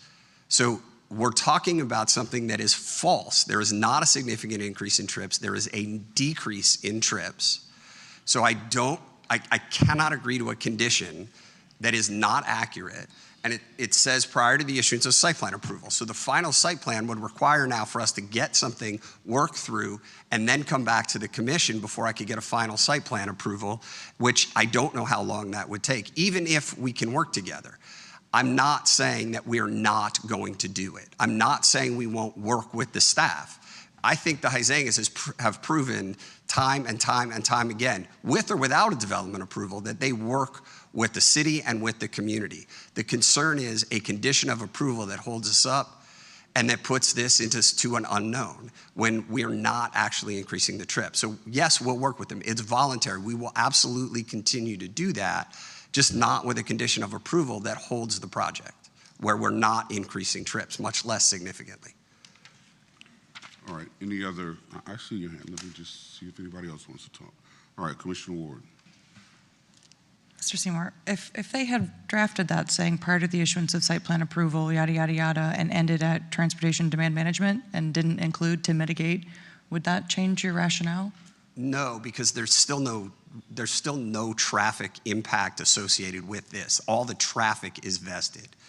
So what we're doing is, in the false statement, yes, should be gone no matter what.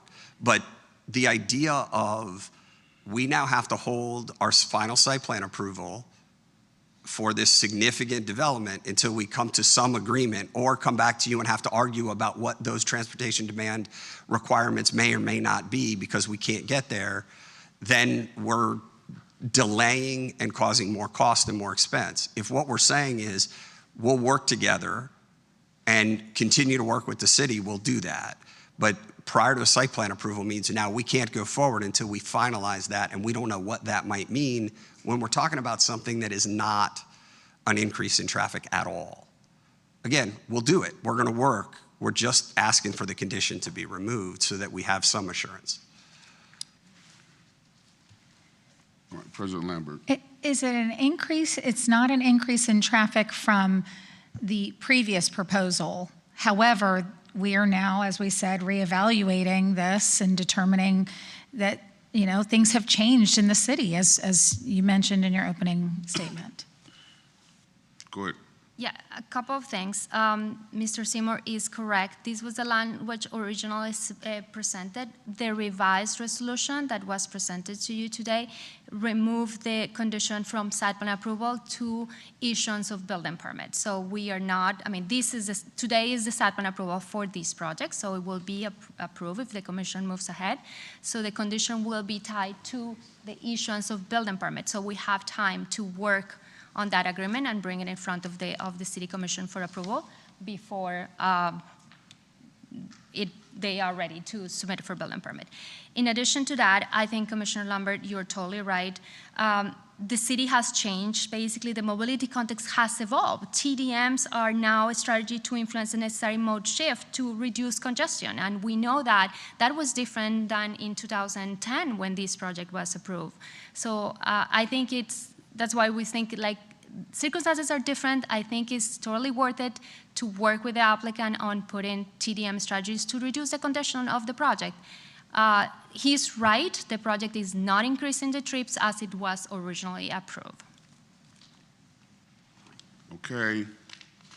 So with the change, if we remove the false statement, we stop after the word agreement, and it does say building permit, which I did not see that because we just got those as we were coming in.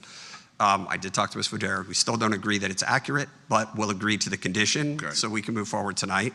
So it would be prior to the issuance of building permit that the Transportation Demand Management Agreement be approved. So we'll work through that. Commissioner Ward. This is maybe for Kimberly, but I'm not seeing that. I mean, I know in 10.1 you've got your proposed resolutions with the subject to conditions, but I'm not seeing that under the approval for 10.2.25225.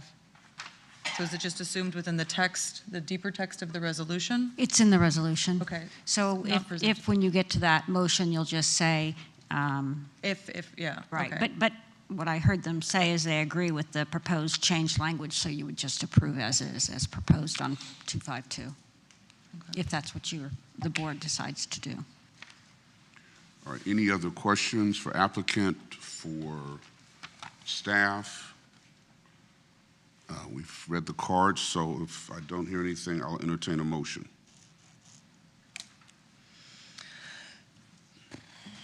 I move approval of resolution number 249-25 for a major amendment to the Marina Commercial Marine Plan Development, CMPD, to modify the design guidelines. This motion is based upon the application submitted, the staff report, factual testimony, the recommendation of the planning board, and the findings that the request complies with the comprehensive plan and the standards in section 94-32A of the city zoning and land development regulations. It's been moved. Is there a second? Second. Been moved and seconded. Discussion. I just want to make sure that your motion and your intent with the motion is to take it with the staff's conditions, because those are in the resolution that you're just moving to approve. No, that condition is under 25225. This is for 24925. 24925 has two conditions that the applicant was opposed to. It's condition under section 7, condition 4A and 4B, which is the maximum height and the 25% active use. So the motion you made currently includes that language. I did not include that subject to the conditions set forth in the resolution in there. Okay. So is this incorrect, the prompt? I didn't include, so you have two recommended motions, the staff recommended motion that says subject to the conditions set forth in the resolution, and then the alternative motion. So I didn't include that language. But the only problem with the two motions is there's more than just those two conditions. So I would recommend that you amend your motion just to exclude if that's what you intend, Yeah, you can do condition number 4A and 4B, and it will be clear. that. And it will include, the rest of the conditions are fine. We have We agreed agree. to the rest. We agree. To exclude condition under 4A and 4B. 4B. Mayor, I move to amend my resolution of approval to exclude condition under 4A and 4B. Does the second agree to the amendment? I do. All right. There is a motion and a second. Any discussion? Hearing none, I will, all those in favor of the motion, say aye. Aye. All those opposed, like sign. Hearing no opposition, motion carries unanimously. Thank you. So the presentation was on both. Let me read 10.2 into the record, although we've heard the presentation on 10.2. 10.2, public hearing of resolution number 252-25, a request by John Roach, AICP of Gunster, on behalf of Heisinger Holdings, Inc., for a Level 3 site plan review for the development of permissible building areas 4, 8, 9, and 10 within the Marina CMPD for the construction of 259 multifamily dwelling units, amenity guest suites, private/semi-private club, offices, crew amenities, retail, and marina storage uses. So that is 10.2. And is there any discussion, any questions for staff? We have any cards on 10.2? We do. Okay. If there are no questions of staff, then do we have one card, Erica Daly?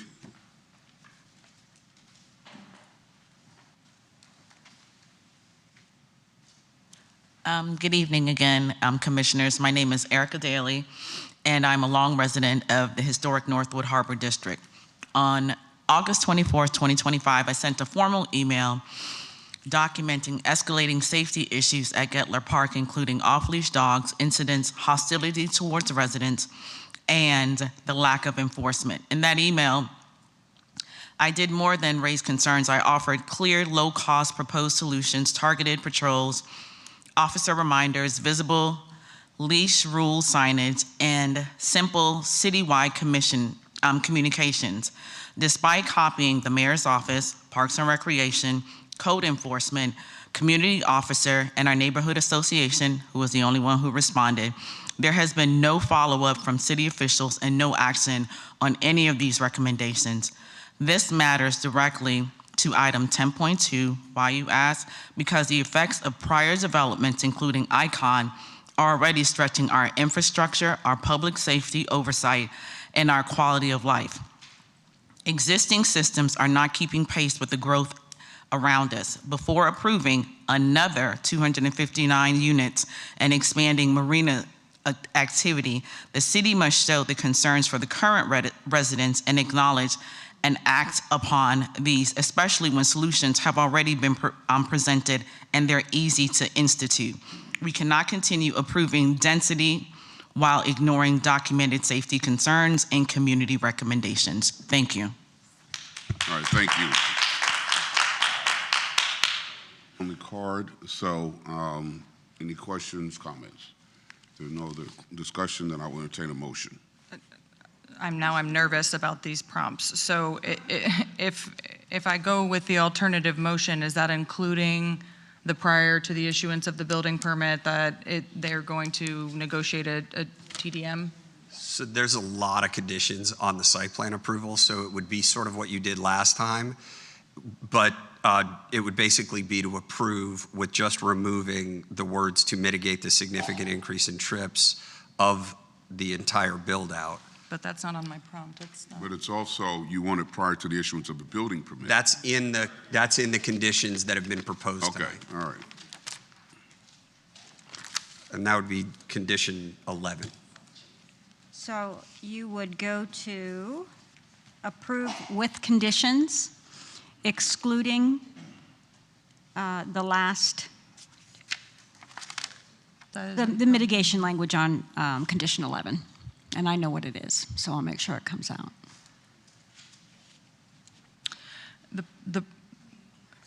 Okay, well, the prompted motion doesn't really include, and it doesn't have the same language that your previous one had when it came to subject to the motions, but I'll wing it. Move to approve resolution number 252-25, granting the waiver and approving the site plan, subject to approval of item 11. Yes, condition, subject to changing condition 11 to remove the to mitigate the mitigation significant requirement. increase in trips of the entire build-out. This motion is based upon the application submitted, the factual testimony presented, the staff report, consideration of the planning board recommendation, and the standards listed in section 94-35 of the zoning and land development regulations.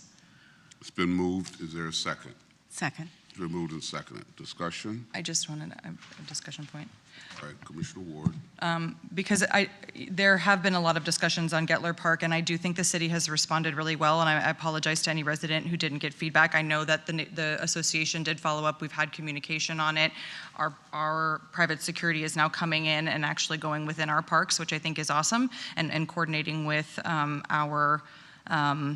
our PD and more efficiently. Are we perfect? Absolutely not. But I think that we're making a lot of strides in the right direction.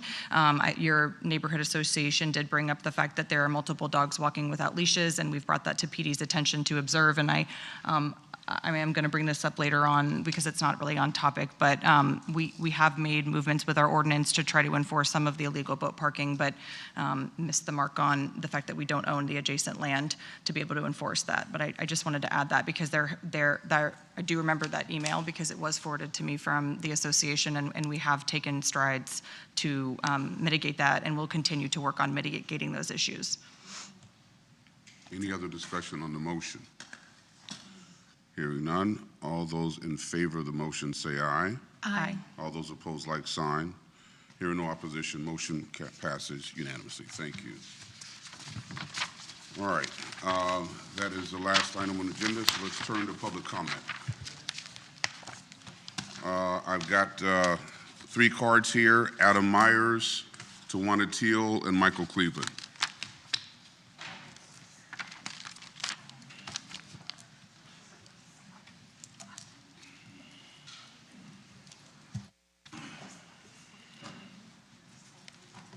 Good evening, Mr. Mayor, Ms. Johnson, and commissioners.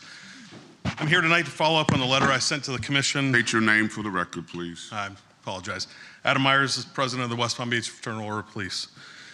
I'm here tonight to follow up on a letter that I sent regarding the ongoing situation with our captains at the police department. I hope you've reviewed the letter and the attached documentation and recognize the serious nature of this matter and the harm that it's caused to our agency, our employees, and ultimately the taxpayers we all serve. It's also essential that our citizens, that the citizens we serve, be informed about the facts. For over a year, every captain of the police department has been placed on administrative leave. Independent investigations by both the state attorney's office and the Palm Beach County Sheriff's Office found no criminal wrongdoing. Yet these employees remain sidelined and their careers and reputations in limbo, while our department continues to operate without its full complement of leadership. Let's be clear about the facts. Several years ago, repeated city audits identified and addressed the payroll and scheduling concerns these captains now stand accused of. A memo was written at the direction of the police chief, explaining and justifying their actions. The memo was then provided to the city administration, but never later shared with the subsequent criminal investigators. After rejecting a contract not aligned with the other police bargaining units, one captain filed an HR complaint alleging retaliation. Within days, the captains were then placed on administrative leave and accused of financial misconduct. You as commissioners are the governing body of the city. Your duty is to ensure the taxpayer dollars are spent responsibly and the city staff act with integrity and transparency. What has happened here is a failure to follow the rule of law, to respect the due process, and to consider the clear preponderance of evidence supporting these employees. You must ask the following questions. Why was this investigation initiated against the employees when the city administration had previously addressed this issue? Why was the memo responding to the city audit not shared with the criminal investigators? Who's responsible for withholding the memo? When the union obtained the memo providing proving these employees' innocence, why weren't they returned to work? In any investigation, evidence that's not in the favor of your preferred outcome cannot be simply withheld. Is the city willing to risk further civil liability by continuing this path? I'm asking you to be the voice of your constituents. Call for the correction of these errors. Thank you very much. Thank you very much. Tawana Teal. Hello, everyone. My name is Tawana Teal, and I am coming before you, and I want you to just take a look at my 3 kids behind me and my lovely mother. I'm coming before you as an angry, tired, sad mom of the historic Northwest because I'm tired of talking about the same thing. So I'm addressing everyone because literally I've talked to everyone under you, Mayor Keith James, and I'm tired. So there's no more fighting for the historic Northwest on my behalf. We just had a shooting on my street literally a couple weeks ago. A couple weeks before that, we had another one on the next street over. A couple weeks before that, we had another one. My 2 oldest walk from the bus stop on 7 and Douglas. It's a problem when we have our kids in the neighborhood, but we don't have the officers to patrol and make sure for our babies. It's a problem when they get off the bus and I gotta be there to pick them up. It's a problem that I sat here and waited to the end to voice what's going on in my neighborhood. It's a problem that from 15th and 25th and Division, the road is still looking a hot mess. It's a problem that I have to reach out to each one of your departments under you to tell you that there's a pothole on my street when your city workers in their cars drive over the same potholes I drive over every day. There's a pothole on 6th and 7th right now. You know what they come and do? They feel it and they just go like this and go. We have no urgency on our street. Our 6th Street has been adopted for I don't know how long. Where's the adoption? Do you guys have a neighborhood where you have an open drug sale in your neighborhood? No, but we do. It hasn't been resolved. What are we talking about? What are we cutting ribbons for? Why we got developers coming in but ain't nobody listening or fixing issues that are here? Habitat for Humanity is coming in the neighborhood, but more residents gonna have more issues that I'm having as a single mom.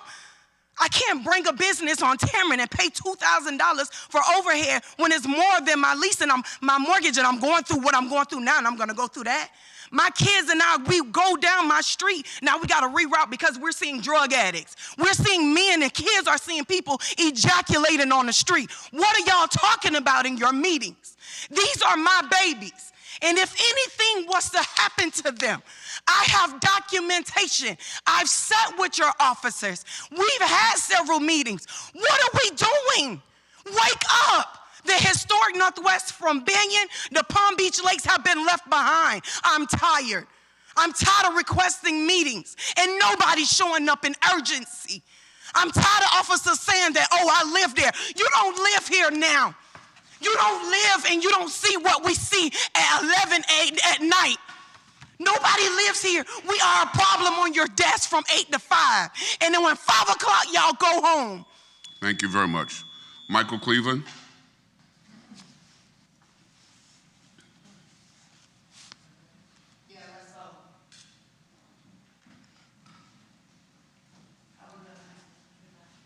Michael Cleveland, West Palm. Ma'am, I just want to say I'm glad you brought your kids so they can see how the things are running. No problem. I don't know how to follow that. That's sad, man. That's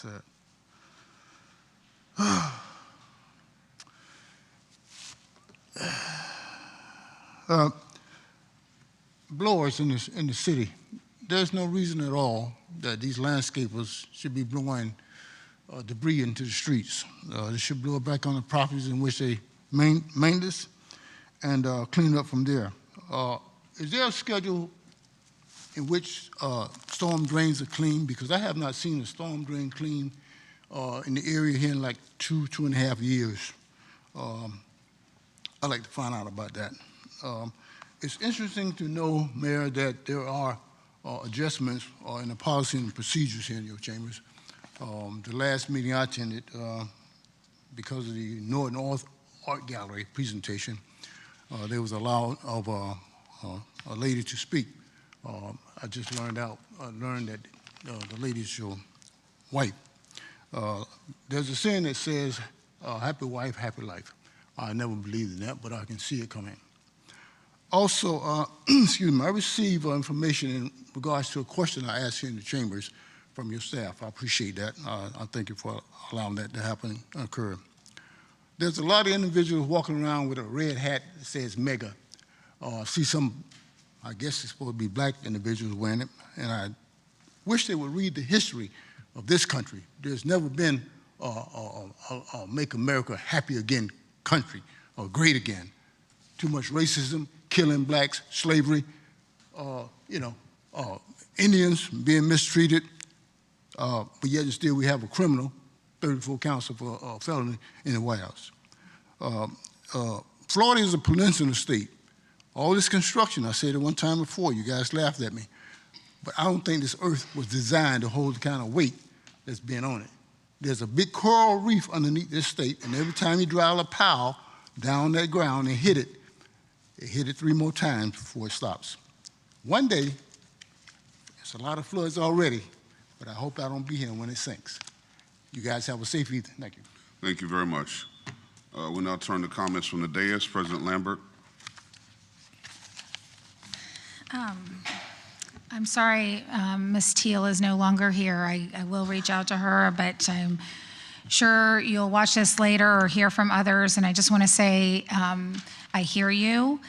No parent should have to feel like their neighborhood is unsafe for their children and to witness the things that you've described. My heart breaks hearing you speak and knowing the passion that you have, not only for your own home and your children, but for your neighborhood. And I can tell you that we are asking for and looking for increased accountability to make sure that the issues that you've addressed and Ms. Daly has addressed are looked into and taken care of. And we will not ignore these requests, and that's the commitment I can make to you today. I do have a couple of planned comments that I want to make as well. I did want to take a moment to talk about the need for improved communications between the mayor's office and this commission. I know that all of us on this dais care very deeply about this city, and I truly believe that we're at our very best when we're working together. But when commissioners aren't included in early conversations or fully utilized in decisions that impact the city, it makes it harder for us to do our jobs and represent our residents effectively. We each bring, I know, different perspectives to the table, and I truly believe that it's that diversity of thought that is one of our biggest strengths. My hope is that we can find a better rhythm, one that keeps us connected, informed, and working in sync. With big city goals come big city challenges, and we've handled our fair share of tough situations before: staffing issues, contracts, RFPs, and even legal hurdles. And we didn't always agree on how to move forward on those, but we did find a way to move forward together. And that collaboration has been our foundation, and it's been what allows us to take on challenges without losing sight of the bigger picture.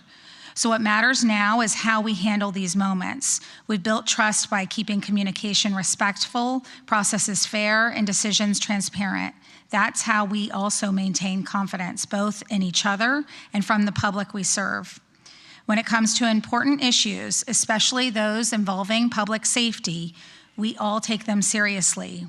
I respect that the administration has made tough decisions in the leadership process when needed, but as commissioners, we also have a duty to provide checks and balances and to make sure our residents understand what's happening. At the end of the day, we're one team. We celebrate our successes together, and we stand together through tough moments too. Our roles may differ, but I know our goal is the same: to move West Palm Beach forward with integrity, openness, and collaboration. I have a few other comments I want to make on some other topics as well. I'd like, talking about the FAA and Secret Service issue that's been going on, I'd like to address these ongoing concerns surrounding the airport's temporary flight restriction and the increase in aircraft noise over our neighborhoods. I want residents to know we hear you. The constant noise, we also hear. The late night flights, even the soot on windows. It's disruptive and unacceptable. Neighborhoods from Grandview Heights to Flamingo Park to El Cid are all feeling the impact. Mayor James, thank you for taking action and sending a formal letter to the FAA on behalf of the city. In that letter, our mayor made it clear that with this restriction, which runs through October 2026, that it was imposed without input or warning. Unfortunately, the city and the airport officials were all caught off guard, just like our residents. The letter calls for transparency and accountability. It requests that the FAA and Secret Service explain how this decision was made, what criteria is being used to continue it, and what steps can be taken to reduce the impact on our community. It also emphasizes the harm to property value, tourism, and quality of life.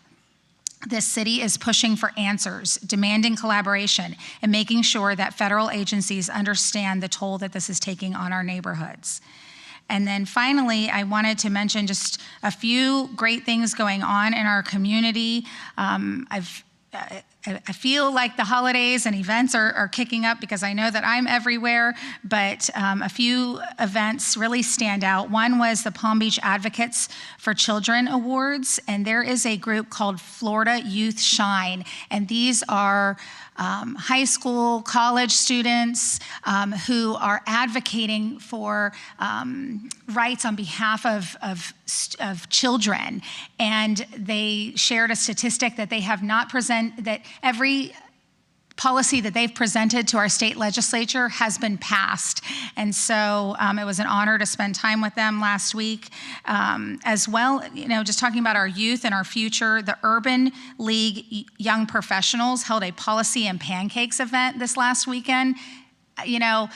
As I'm running between events and taking care of my own family, I often don't have as much time to spend there, but I found myself not wanting to leave to see these young people engaged and asking questions and caring about the policies that we're setting was inspiring. Finally, I attended the Chamber of Commerce Chairman's Circle reception where we had the swearing in of our new chairman, Jimmy Johnson, and just wanted to say thank you to our Chamber of Commerce and to our outgoing and incoming leadership because we are a stronger city in having partners like the Chamber and these other organizations. Thank you so much. Commissioner Fox. Thank you, Mayor. Last week, we had the opportunity to hold our CRA community meeting in the Sunset Lounge, and it is absolutely stunning. But the meeting, there was a huge black cloud over the meeting because we have people like Tawana that are there, and we're spending $10 or $20 million on this building that's not even open, and in a few blocks away, people are being shot. People are having nuisance homes that are allowed to operate with drug deals going on at all times of the day. I think maybe the first 2 years I was a commissioner, I spent the most amount of time working on public safety in the Northwest. I worked closely with Administrator Johnson, who was also advocating for improvements, and there were some significant changes that happened. We had implemented the bike unit, and almost overnight, it felt like things had changed dramatically. People felt safer than they've ever felt. And they were calling us, telling us that their kids could finally walk down the street. And now, just like overnight in the past few months, we have let all of the accomplishments we had made have seemed like have such a setback that it's never been more dangerous. And it's also the time that we're investing so much in small businesses and other improvements in the neighborhood, and yet we're letting our residents get to the point where they have to come in and express their concerns like that. I've had many conversations about it as well with the police department, with Ms. Johnson, and I don't know what else to do. I mean, what else can we do? We are the leaders of the city. If we cannot be accomplishing our own the basic scope of work that we are supposed to be implementing for our residents because we're too busy talking about $25 million leases that we should leave to the private sector, then what are we doing here? We have our police officers coming to tell us that the captains have been sitting home for what reason? We've never, since the last meeting when we were supposed to have updates, I've heard nothing since that time. When are we going to have an update on that? I also, in the last meeting, had asked for a workshop to discuss the future of the Salvation Army property, and I also heard nothing about that. And so I would like to give my colleagues a suggestion that I've had, and I think it would accomplish a lot of things. We have our police are currently working out of a building that is completely mold infested. We're spending $6 million at the moment, which is probably going to balloon to $12 or $20 million trying to remediate that mold. And they're being sent home to work from home because it's so toxic. Why are we allowing this to happen? We should be demolishing that building. We should be moving them to a place that is to the standards that we would hope that our public safety should come to work every day and feel proud about their work. So one of the suggestions that I would have for the Salvation Army would be that we sell the police station and we move it to the Salvation Army. Possibly we also move Fire Station 1 because although it's not in disrepair in the same way as the police station is, it's getting there. And we can sell the Powell building and move any of those operations also to the Salvation Army.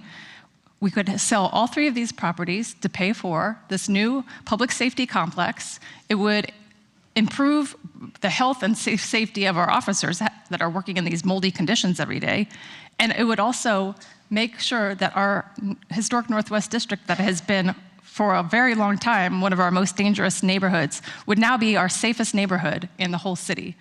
I'm sure you all have other ideas, and this is not something that I'm asking for a vote right now, but I want to put it on your radar because the Salvation Army has already been told that they have a $10 million deal with the city. I have not seen that deal. I have not approved that deal. But knowing that there is that deal on the table means that we probably also promised the land to somebody. So I want this to be on all of your radars at the moment so that going forward, it's something up for discussion and that we can start treating all the people that work in the city and our residents the way that we said that we would when we took these jobs. And that's all I have. Thank you.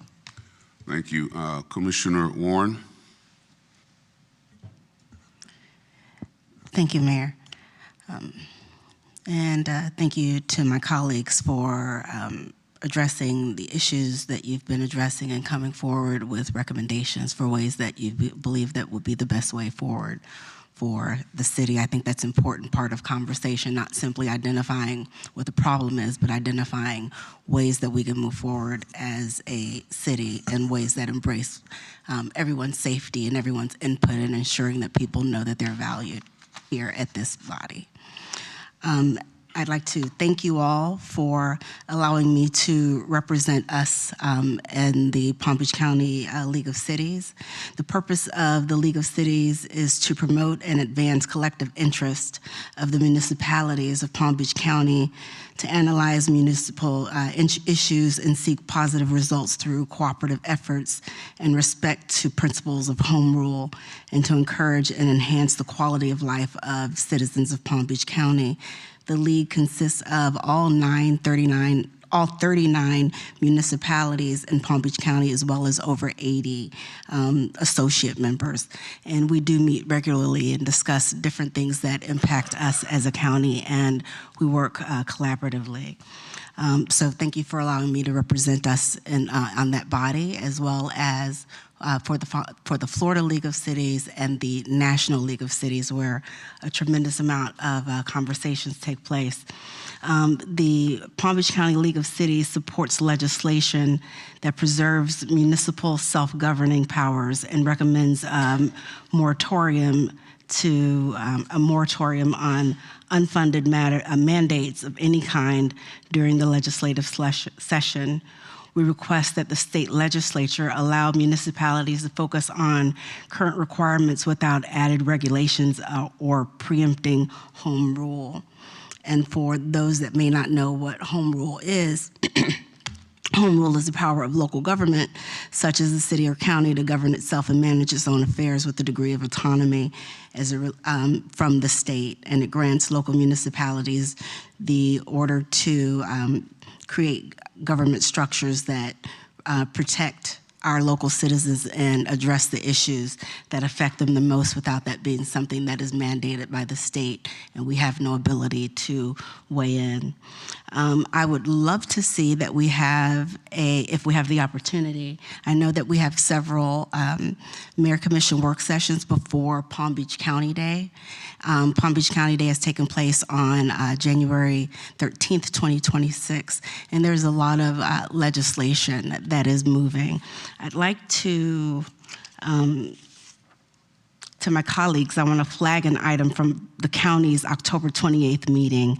In their 2026 state legislative agenda, the county is asking Tallahassee to amend state laws so that when a city annexes property inside a county, fire MSTU, the county would keep providing fire and resource services, and the city would have to pay the county the equivalent of the MSTU taxes that that property used to generate. This raises real home rule concerns and potential double taxation issues, since cities like ours could end up paying for services we are already delivering.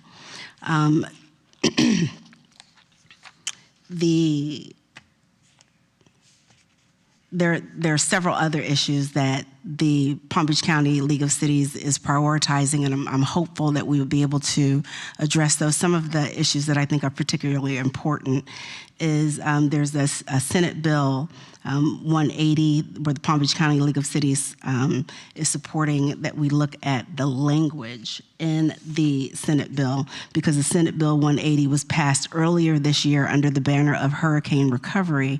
However, it reaches far beyond disaster relief, and it restricts cities and counties from adapting new development moratoria or language that supports or language for up to 3 years after a declared emergency, and limits the city's ability to make decisions on what's necessary in order to move forward. So we're supporting revision to that language, and I'm hoping that I can get all of your input. I'm going to have my office provide you with the city's priorities. I will send each of you an email that outlines what the city's priorities, what the county, what the League of Cities priorities are as we move into legislation. And this information would also be available if there are any residents that are interested in knowing. You can contact my office by reaching out to tgoldwire@wpb.org, and I'll provide additional information there.